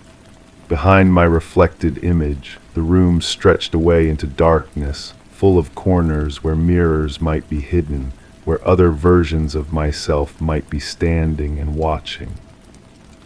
The camera's autofocus clicked softly as it searched for something solid to capture, something real enough to hold in silver and light. Story 8. I insisted to them that my hands hadn't left my pockets, that I'd merely glanced through the dusty window, nothing more. A shallow nod from the officer, his eyes skimming over the page as he scribbled. The air was heavy with a metallic tang hanging like an unspoken truth in the room. My fingertips itched, carrying the imprint of something cold and smooth, a surface I shouldn't have known. The flickering bulb overhead cast shadows that seemed to creep along the walls, restless and accusing. Dampness lingered in the thick carpet, a silent witness to steps I claimed not to have taken, and when I looked at the darkened corner, I was sure I caught a glint that still made my heart clench. I left out the weight I felt in my pocket, but the residue was evident on my skin. The pencil in my grip feels familiar now, worn wood against my palm as I trace these words. The same pressure, the same resistance. I wonder if this is what guilt feels like, this constant return to details that shift like sand beneath examination. The apartment above the bookstore had windows that caught afternoon light in peculiar ways, casting geometric patterns across hardwood floors that creaked with the building's age. She lived there alone, they said, the woman with the careful smile who counted change twice before placing it in the register. I'd bought books from her mysteries, mostly. The irony wasn't lost on me later, sitting in that interrogation room with its stuttering fluorescent and the detective's tired eyes. But I'm getting ahead of myself, or behind. Time has become elastic since that day, stretching and contracting without warning. The first time I noticed something wrong was the smell. Not the usual mustiness of old paper and binding glue, but something sharper, chemical. It drifted down from the upstairs apartment through gaps in the ceiling, settling over the poetry section like a warning. I was browsing, running my finger along spine after spine, when the scent hit me. My hand paused on a collection of confessional poets. The title now escapes me, though I can still feel the texture of its cover. Rough cloth binding, navy blue with gold lettering that had begun to fade. The woman behind the counter was arranging something in a small box. Her movements were precise, almost ritualistic. When she noticed me watching, she smiled that careful smile and closed the lid with a soft click. "Finding everything you need." Her voice carried a tremor I hadn't heard before, or perhaps I'd never listened closely enough. Memory is unreliable that way, coloring past moments with present knowledge. I bought the book of poems and left, but the smell followed me home, clinging to my jacket like an accusation. The detective's questions came in waves, each one seemingly random, yet building toward something I couldn't quite grasp. He had a habit of clicking his pen between thoughts, a rhythmic punctuation that grew more frequent as the interview progressed. "You were a regular customer." "Yes. How regular?" "Weekly, sometimes twice a week." "That's quite frequent for a bookstore." I explained about my reading habits, my preference for browsing over ordering online. He nodded, made notes, clicked his pen. The sound echoed in the small room, bouncing off walls painted an institutional green that reminded me of hospitals. "Did you ever go upstairs?" "No, never. She lived there, it was private." "But you were curious." Was I? The question lingers even now, unanswered and unanswerable. Curiosity implies intention, and I'm no longer certain what I intended that day. The second time I smelled it, the chemical sharpness was stronger. It seemed to emanate from the ceiling itself, as if the building were exhaling something toxic. The woman wasn't at her usual post behind the register. Instead, I found her in the back room, surrounded by boxes and loose papers. "Spring cleaning," she said, though the season was wrong. Her hands were stained ink, I thought then. Now I'm less certain. She was disposing of things, she explained. Old inventory, damaged books, personal items she no longer needed. The boxes were destined for various places, donation centers, recycling facilities, the dump. She spoke with the efficiency of someone working through a checklist, but her eyes held something else. Relief, perhaps, or fear masquerading as relief. I offered to help carry the boxes to her car. She declined quickly, almost sharply, then softened her refusal with that careful smile. "I can manage, but thank you." The stains on her hands were dark, almost black in the dim light of the back room. They covered her fingertips and crept up toward her wrists like shadows. The building had a back entrance, accessible through an alley that smelled of rain and rotting leaves. I discovered this by accident, taking a wrong turn while looking for parking. The door was propped open with a brick, and I could see stairs leading up to what must have been her apartment. I didn't go in, this much is true, though I understand why my certainty might seem suspect. But I stood there in the alley, listening to sounds from above, footsteps, the scrape of furniture being moved. Once a sound that might have been crying, though it could have been the building settling or pipes groaning in the walls. The detective asked about this moment specifically. How long did you stand there? A few minutes. Doing what? Listening. To what? I'm not sure.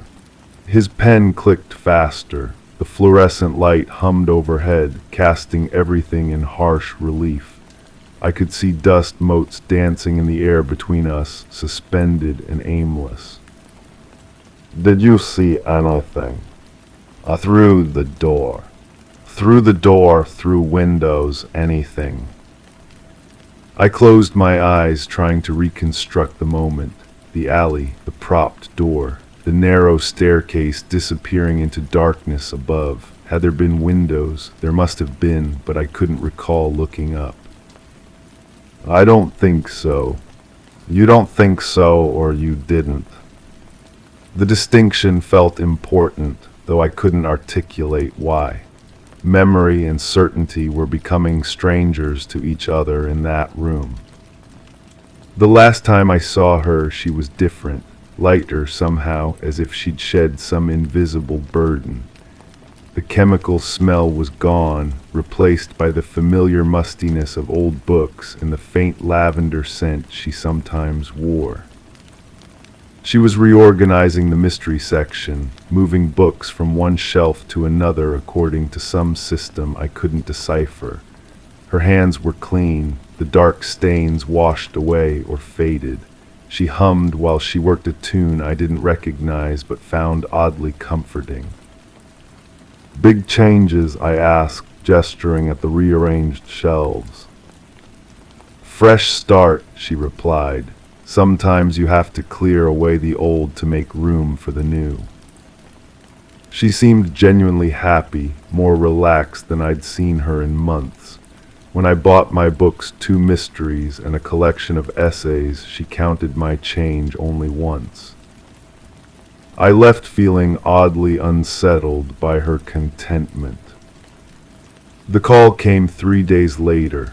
A neighbor had complained about a smell not chemical this time, but organic, sweet and cloying and wrong. The police found the apartment empty except for cleaning supplies and a single suitcase packed with essentials.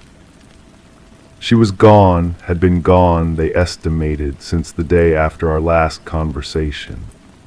The neighbor's complaint led to a more thorough investigation, which led to questions about regular customers, which led to me sitting in that institutional green room with its flickering light and persistent humidity. The detective showed me photographs, the apartment stripped bare except for stains on the hardwood floor that no amount of bleach could fully erase. The bookstore closed and dark with a hastily written sign taped to the door. My own face, captured by a security camera I hadn't noticed, browsing the shelves with the focused attention of someone genuinely interested in books. You were there the day before she left. Apparently. Did she seem agitated, nervous? The opposite, she seemed happy. He made a note, clicked his pen.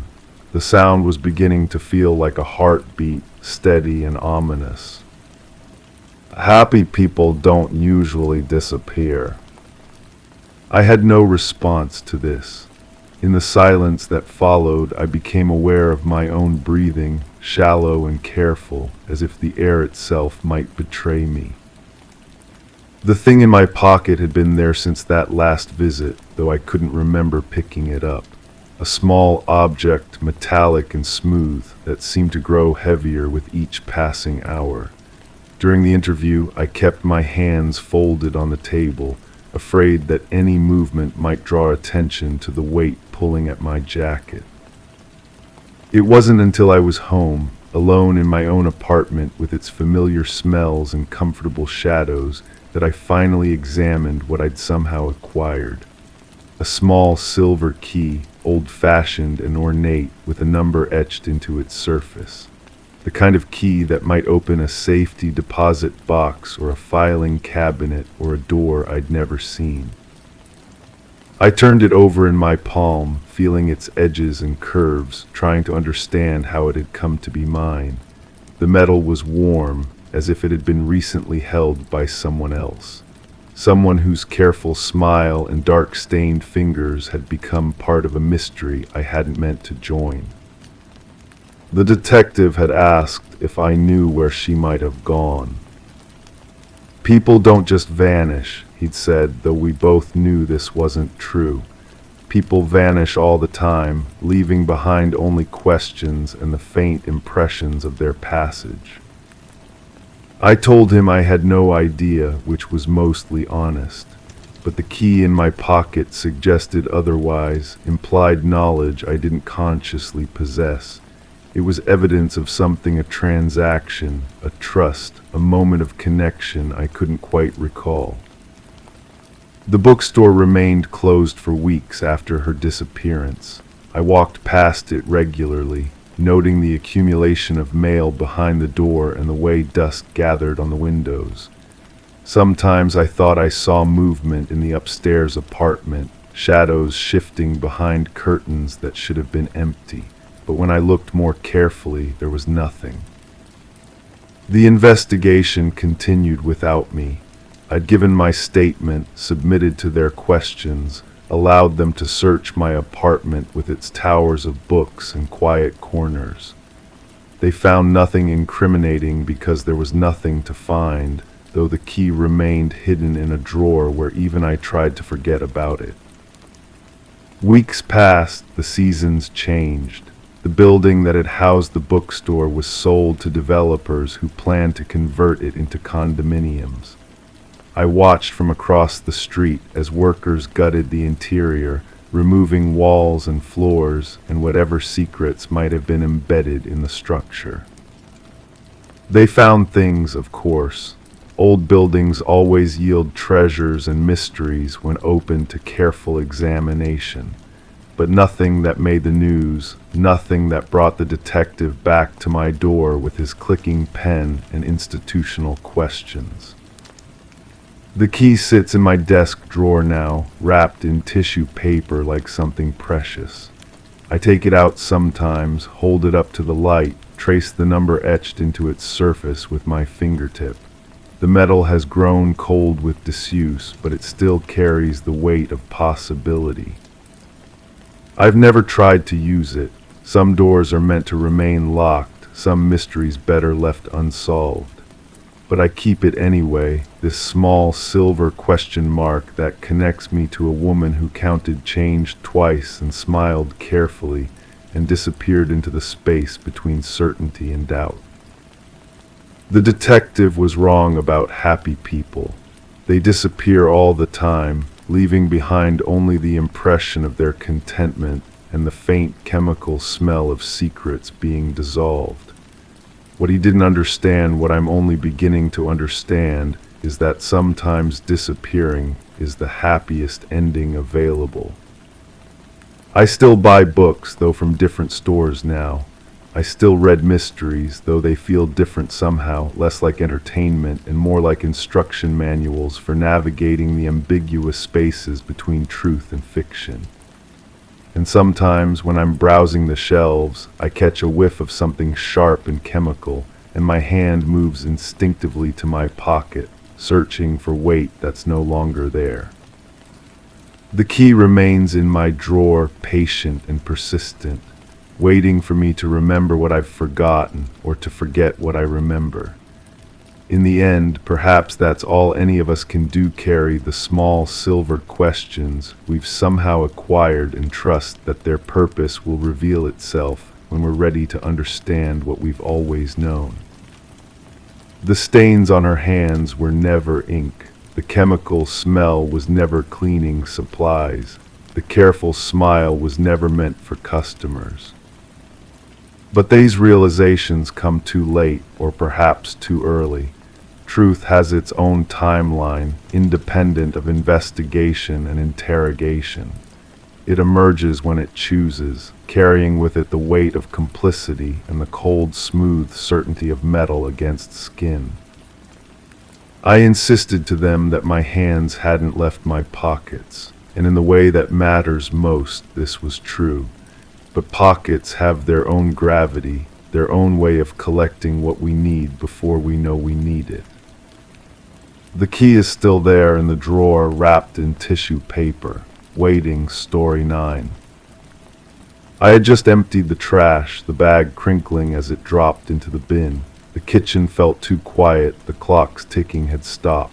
My fingers brushed a smudge on the counter, sticky and unfamiliar. The scent of lemon cleaner clung to the air but didn't mask the underlying bitterness. I moved to wipe the frame of the empty picture hanging over the table, sensing an absence I couldn't place.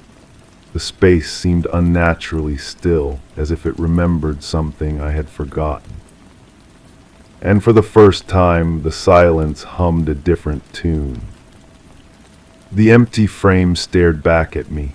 When had I removed the photograph? The glass was clean, spotless even, but the backing remained, a faded rectangle where something had once lived.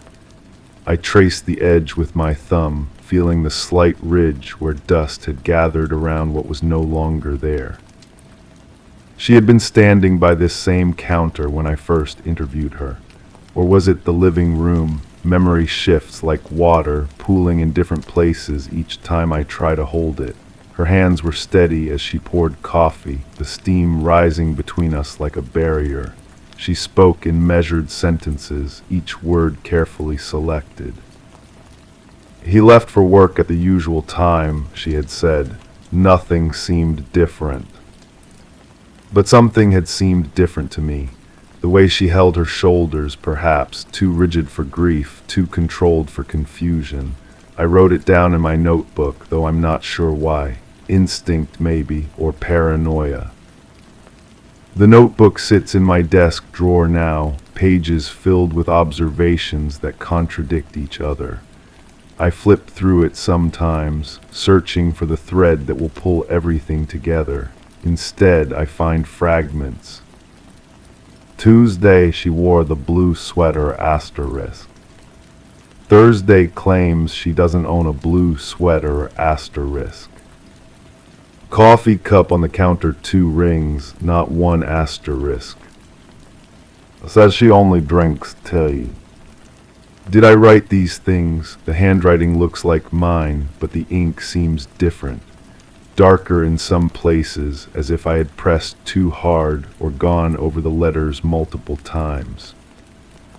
The case officially closed 3 months ago. Or was it 4? Time moves strangely when you're grasping at shadows. The department called it a missing person case gone cold. Adults have the right to disappear, they said. No evidence of foul play, no signs of struggle, just an empty house and a wife who claimed to know nothing. But I keep coming back to that kitchen, to the way the light fell across the linoleum, creating patterns that seemed almost deliberate, to the sound of her voice when she said his name, like she was testing how it felt on her tongue. The phone rang while I was there. She answered it on the second ring, her voice brightening in a way that felt rehearsed. "No, he's not available right now," she said to whoever was on the other end. "Can I take a message?" She hung up and looked at me with eyes that held too much knowledge. "Telemarketer," she explained, but the caller ID had shown a local number. I made a note of it, though when I checked later, it belonged to a business that had been closed for over a year. These are the details that wake me at night. small inconsistencies that might mean everything or nothing at all. The human mind creates patterns where none exist, I know this. We're designed to find meaning in chaos, to construct narratives that make sense of senseless things. Yet I can't shake the feeling that I missed something crucial. A word, a gesture, a moment when the truth revealed itself and I was looking in the wrong direction. I found myself driving past their house again last week. The lawn was overgrown, newspapers piling up on the front step. A realtor's sign had appeared in the yard, though I hadn't seen any mention of it in the public records. When I knocked on the door, no one answered, but I could have sworn I saw a curtain move in the upstairs window. The neighbor across the street was watering his garden. I approached him casually, mentioned that I was following up on an old case. He looked at me with confusion. "What case?" he asked. "Nothing ever happened in that house. Nice couple, quiet. They moved away a few months ago." Moved away together. Of course together, why wouldn't they? I showed him the missing person report, the photograph we had circulated. He studied it carefully, then shook his head. Never seen this man before in my life. But he had, I was certain of it. I had interviewed him myself, right here in this same driveway. He had told me about seeing the husband leave for work that morning, about how he always waved but seemed distracted that day. We had stood in this exact spot, the sprinkler casting rainbows in the morning sun.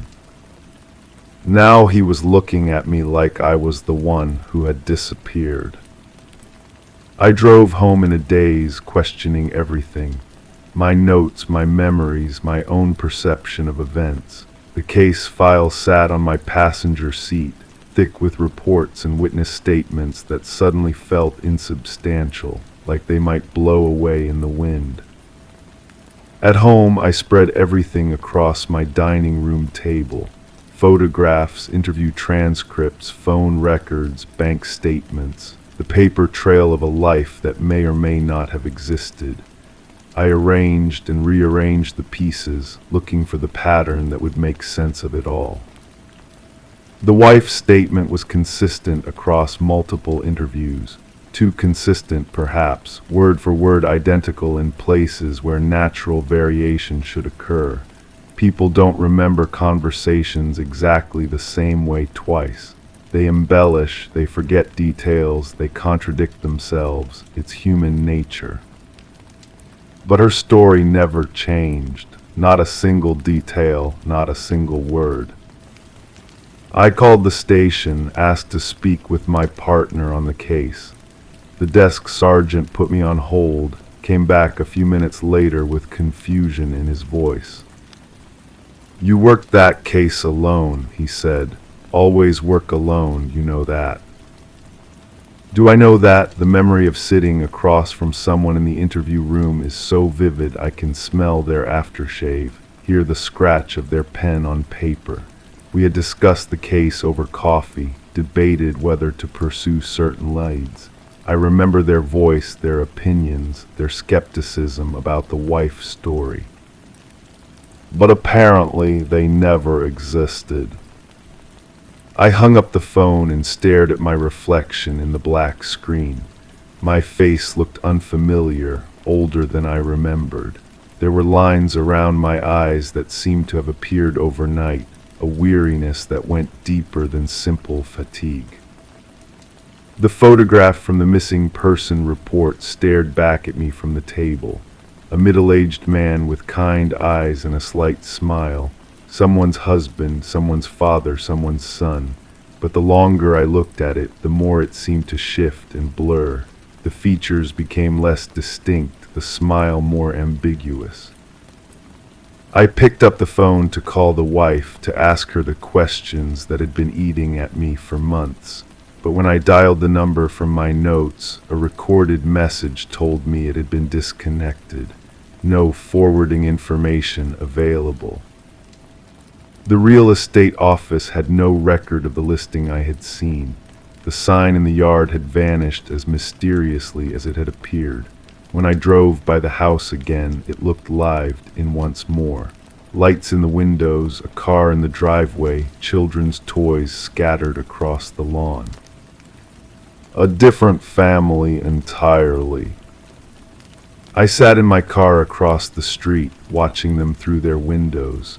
A mother helping her daughter with homework at the kitchen table. A father reading the newspaper in his favorite chair. Normal, domestic, real in a way that my case had never felt. Had any of it actually happened? The missing man, the careful wife, the interviews that led nowhere? Or had I constructed an elaborate fiction to fill some void in my own life, some need for mystery in a world that offered only routine? The evidence was there in my files, in my notes, but evidence can be manufactured even unconsciously. Memory is unreliable, prone to revision and embellishment. We remember what we need to remember, forget what we need to forget. I started the car and drove home, the case files still spread across my dining room table like pieces of a puzzle that might never fit together. The empty picture frame in my kitchen caught my eye as I passed, and I wondered again what photograph it had once held. Perhaps it had always been empty. Perhaps I had imagined the picture just as I might have imagined everything else. The mind fills in blanks, creates connections, builds stories from fragments of half-remembered dreams. But the sticky residue on the counter was real. I could feel it under my fingertips, tacky and persistent. Something had been there, something had been removed. The absence was as tangible as any presence.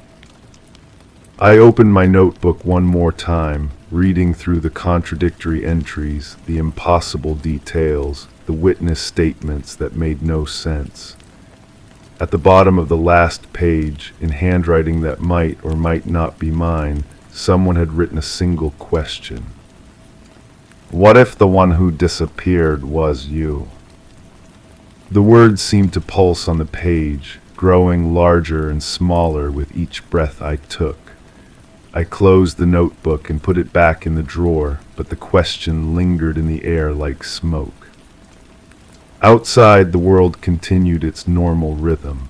Cars passed on the street, neighbors walked their dogs, children played in yards, life proceeding as it always had, as it always would.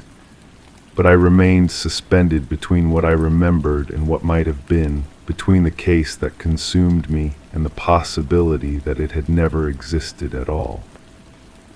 The kitchen clock had started ticking again, marking time that felt both precious and meaningless. I wiped the counter one more time, but the sticky residue remained, a small proof of something I could neither explain nor forget. In the end, that might be all any of us have. The residue of experiences that may or may not have happened, the traces of lives that may or may not have been lived. We cling to these fragments because they're all we have, because without them, we might discover that we too have disappeared. The silence hummed its different tune, and I listened, trying to decode its meaning. But some songs are meant to remain mysteries, their melodies heard but never fully understood. Story 10. The inkstand. It smelled like warm ink, the kind that clung to fresh paper and lingered long after the words had been printed. The scent wafted through the room, curling around the corners like a whisper. I stood in the dim light of the study, the soft rustle of papers under my hand grounding me momentarily.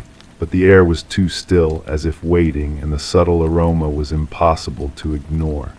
I glanced at the desk, its surface clear except for a single blank sheet that caught the fading light.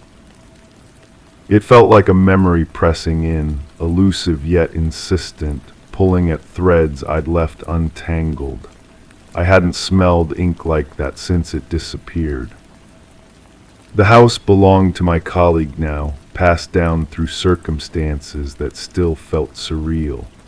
I'd volunteered to help sort through the remaining belongings, thinking it would bring closure.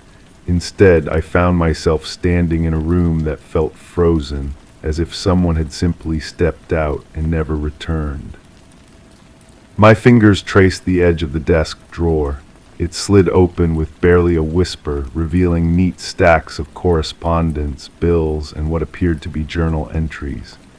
The handwriting was familiar, yet somehow different than I remembered, more careful, more deliberate, each letter formed with precision that seemed almost forced. I lifted the first page and held it closer to the window. The words were ordinary enough observations about the weather, notes about daily routines, mentions of meetings and appointments, but something in the rhythm felt rehearsed, like lines memorized for a performance. The ink was darker in some places, as if the pen had lingered too long on certain words. The sound of my own breathing seemed too loud in the silence. I set the paper down and noticed how my hand trembled slightly. This was supposed to be simple. Pack up personal items, donate what could be donated, close a chapter that had been left hanging open for months. But the smell of ink kept pulling me back to that evening when everything changed. We'd been working late on a case that had consumed us both for weeks. A missing person investigation that had grown cold, then suddenly heated up again with new evidence. I remembered the excitement in the voice across from me, the way fingers drummed against the desk when a breakthrough seemed imminent. Then nothing, just an empty office the next morning and questions that multiplied faster than answers. I moved to the filing cabinet, each drawer sliding open with a metallic whisper. The folders were organized with obsessive precision, labeled in that same careful handwriting. Case files, research notes, newspaper clippings all arranged chronologically. But as I flipped through them, I noticed gaps, missing dates, folders that should have contained more than they did. One folder caught my attention. It was thicker than the others, wedged between files from different years as if it had been hastily placed there. Inside, I found photographs, not the usual crime scene images or surveillance photos we typically dealt with, but personal pictures. People at restaurants, walking down streets, entering buildings, all taken from a distance with a telephoto lens that captured subjects who clearly didn't know they were being watched. My stomach tightened as I recognized some of the faces, colleagues, witnesses from old cases, people who had no apparent connection to each other except for their presence in this secret collection. And at the bottom of the stack, a photo that made my breath catch in my throat. It was me, leaving my apartment building, keys in hand, completely unaware of the camera capturing the moment. The timestamp showed it had been taken just days before the disappearance. I set the photo down with shaking fingers and stepped back from the desk. The room suddenly felt smaller, the air thicker. The smell of ink seemed stronger now, almost overwhelming. I looked around with new eyes, noticing details that hadn't registered before. The position of the chair, angled to face the window with a clear view of the street below. The small binoculars on the bookshelf, partially hidden behind a row of legal texts. The map on the wall, marked with small pins in locations I was beginning to recognize. My phone buzzed, startling me. A text from my supervisor asking about my progress with the cleanup. I typed back that I needed more time, then immediately regretted sending it. More time for what? To uncover more evidence that my colleague had been living a double life. To discover that someone I trusted had been watching me, documenting my movements, treating me like a subject in some private investigation. I returned to the journal entries, reading more carefully now. Between the mundane observations, I began to notice patterns, references to the subject and behavioral changes and maintaining distance. What I'd initially dismissed as personal reflections now read like surveillance notes, clinical, detached. The handwriting that had seemed merely careful now appeared deliberately disguised, as if the writer was trying to obscure their natural style. The desk drawer held more secrets: business cards for private investigators I'd never heard of, receipts for equipment purchases, cameras, recording devices, GPS trackers, bank statements showing regular payments to companies that specialized in background checks and personal security. This wasn't the financial profile of someone living on a government salary. I found myself checking the windows, making sure the curtains were drawn. The paranoia felt ridiculous, but I couldn't shake the sensation of being watched. Had those binoculars been used to observe the street below? Were there other vantage points in the house, other windows that offered clear sightlines to neighboring properties? The basement door stood slightly ajar, and I realized I hadn't explored the lower level yet. The wooden steps creaked under my weight as I descended, each sound echoing in the confined space. The basement was finished, converted into what appeared to be a home office, but this workspace was different from the tidy study upstairs. Here, the organization bordered on obsession.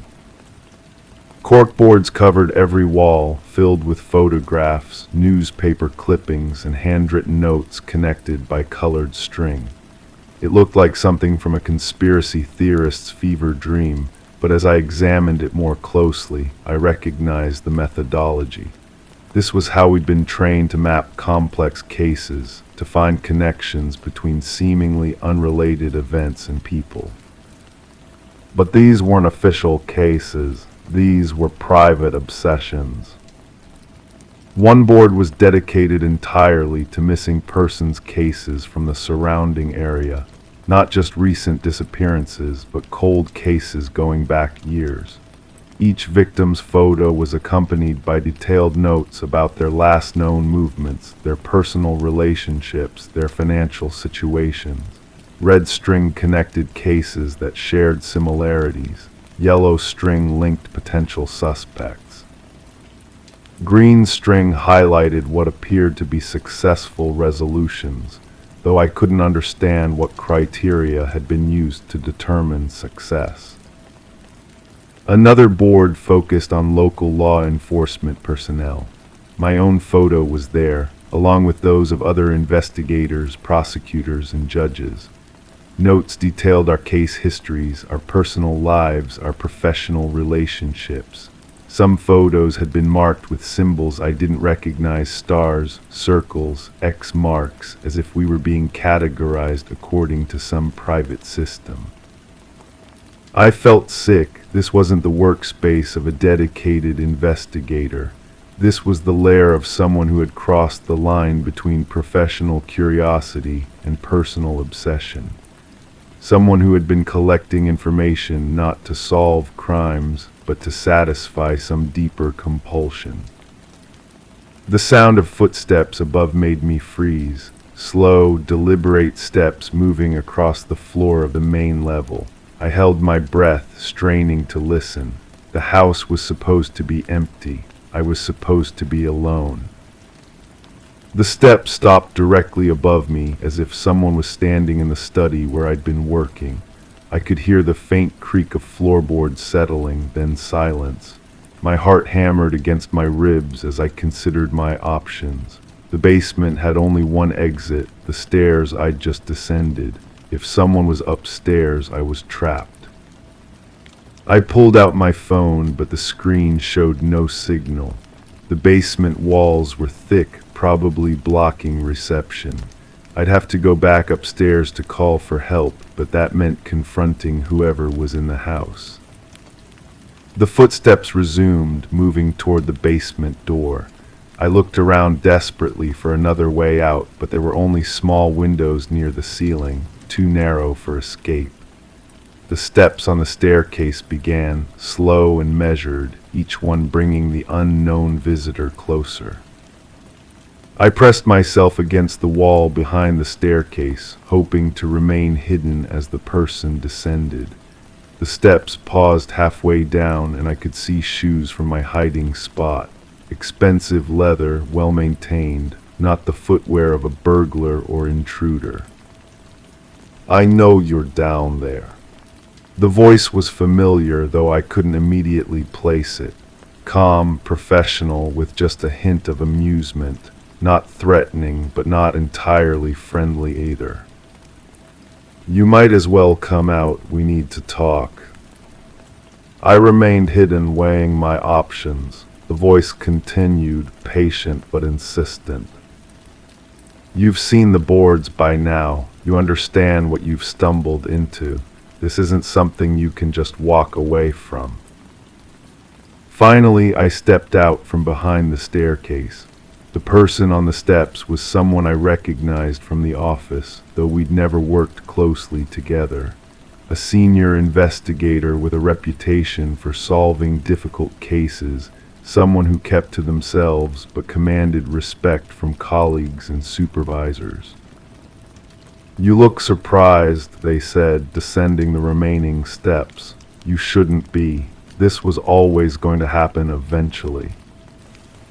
What was going to happen? Someone was going to start asking the right questions. Someone was going to notice the patterns. They gestured toward the cork boards. Your missing colleague wasn't the first to get too close to the truth. I felt the blood drain from my face. What truth? That some of these missing persons cases aren't as random as they appear. That someone with access to law enforcement resources has been using that access for personal gain. That the system we're supposed to serve has been compromised from the inside. They moved closer, and I noticed they were wearing gloves.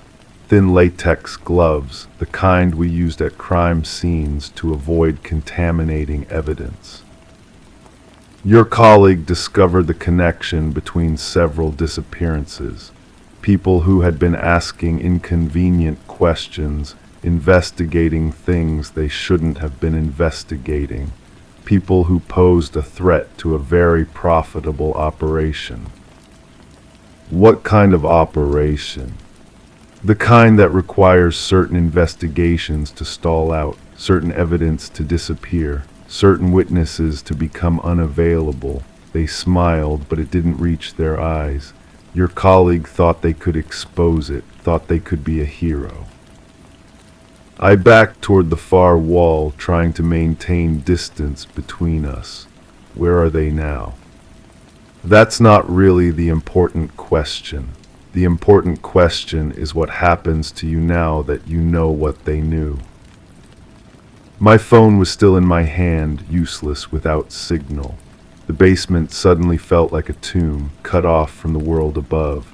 I thought about the careful organization upstairs, the way everything had been left neat and tidy. Had my colleague been given a choice, or had they simply vanished one night, leaving behind only questions and the smell of warm ink? "You have two options," the investigator continued, their voice maintaining that unsettling calm. "You can forget what you've seen here. Pack up the obvious personal items, ignore the rest, and file a report stating that you found nothing of significance. Or you can join your colleague in whatever fate befell them." I looked at the cork boards surrounding us, at the evidence of years of surveillance and manipulation. How many cases had been compromised? How many victims had been denied justice because someone with a badge had decided their silence was worth more than the truth? How long has this been going on? Long enough to become profitable. Long enough to involve people you trust, people you work with every day. Long enough that exposing it would destroy more lives than it would save. The latex gloves caught the light as they gestured, and I realized this conversation wasn't happening by chance. This person hadn't simply discovered me in the basement. They'd been watching, waiting for someone to take the bait. The cleanup assignment hadn't been random. I'd been selected, just as my colleague had been selected before me. What did my colleague find? What was worth making them disappear? Names, dates, financial records, enough evidence to connect several high-profile disappearances to a network of people who profit from keeping certain truths buried. They paused, studying my face. Evidence that would have destroyed careers, ended lives, brought down an operation that has been years in the making. I thought about the missing files upstairs, the gaps in the chronological organization. Someone had been here before me, removing the most damaging evidence, but they'd left enough behind to tell the story, to draw the next investigator deeper into the web. Why leave any of it? Why not destroy everything? Because we needed to know who else might come looking. We needed to identify the next person who might pose a threat. The smile returned, cold and calculating. Congratulations, you've identified yourself. The basement felt smaller with each passing moment, the walls closing in like a trap that had been carefully set and patiently waited for its prey. I understood now why my colleague's disappearance had been handled so quietly, why the investigation had been perfunctory, why their personal effects had been left untouched for so long. They hadn't disappeared, they'd been disappeared, and now I was standing in the same trap, facing the same choice between silence and oblivion. But as I looked at the cork boards again, I noticed something the investigator might have missed. Hidden among the photographs and notes were small marks, barely visible symbols that looked like they'd been made with a different pen. A code of some kind, or perhaps a message left behind by someone who knew they might not survive to tell their story. The smell of warm ink seemed stronger now, as if the very air was saturated with secrets that refused to stay buried. I realized that whatever happened next, the truth would continue to seep through the cracks, leaving traces for the next person brave enough or foolish enough to follow the scent. The investigator was still watching me, waiting for my decision. But I was beginning to understand that the choice wasn't really mine to make. It had been made the moment I'd volunteered to help with the cleanup, the moment I'd stepped into this house and breathed in the lingering aroma of mysteries that demanded to be solved. The ink stain on the truth was permanent now, and no amount of silence would ever wash it clean.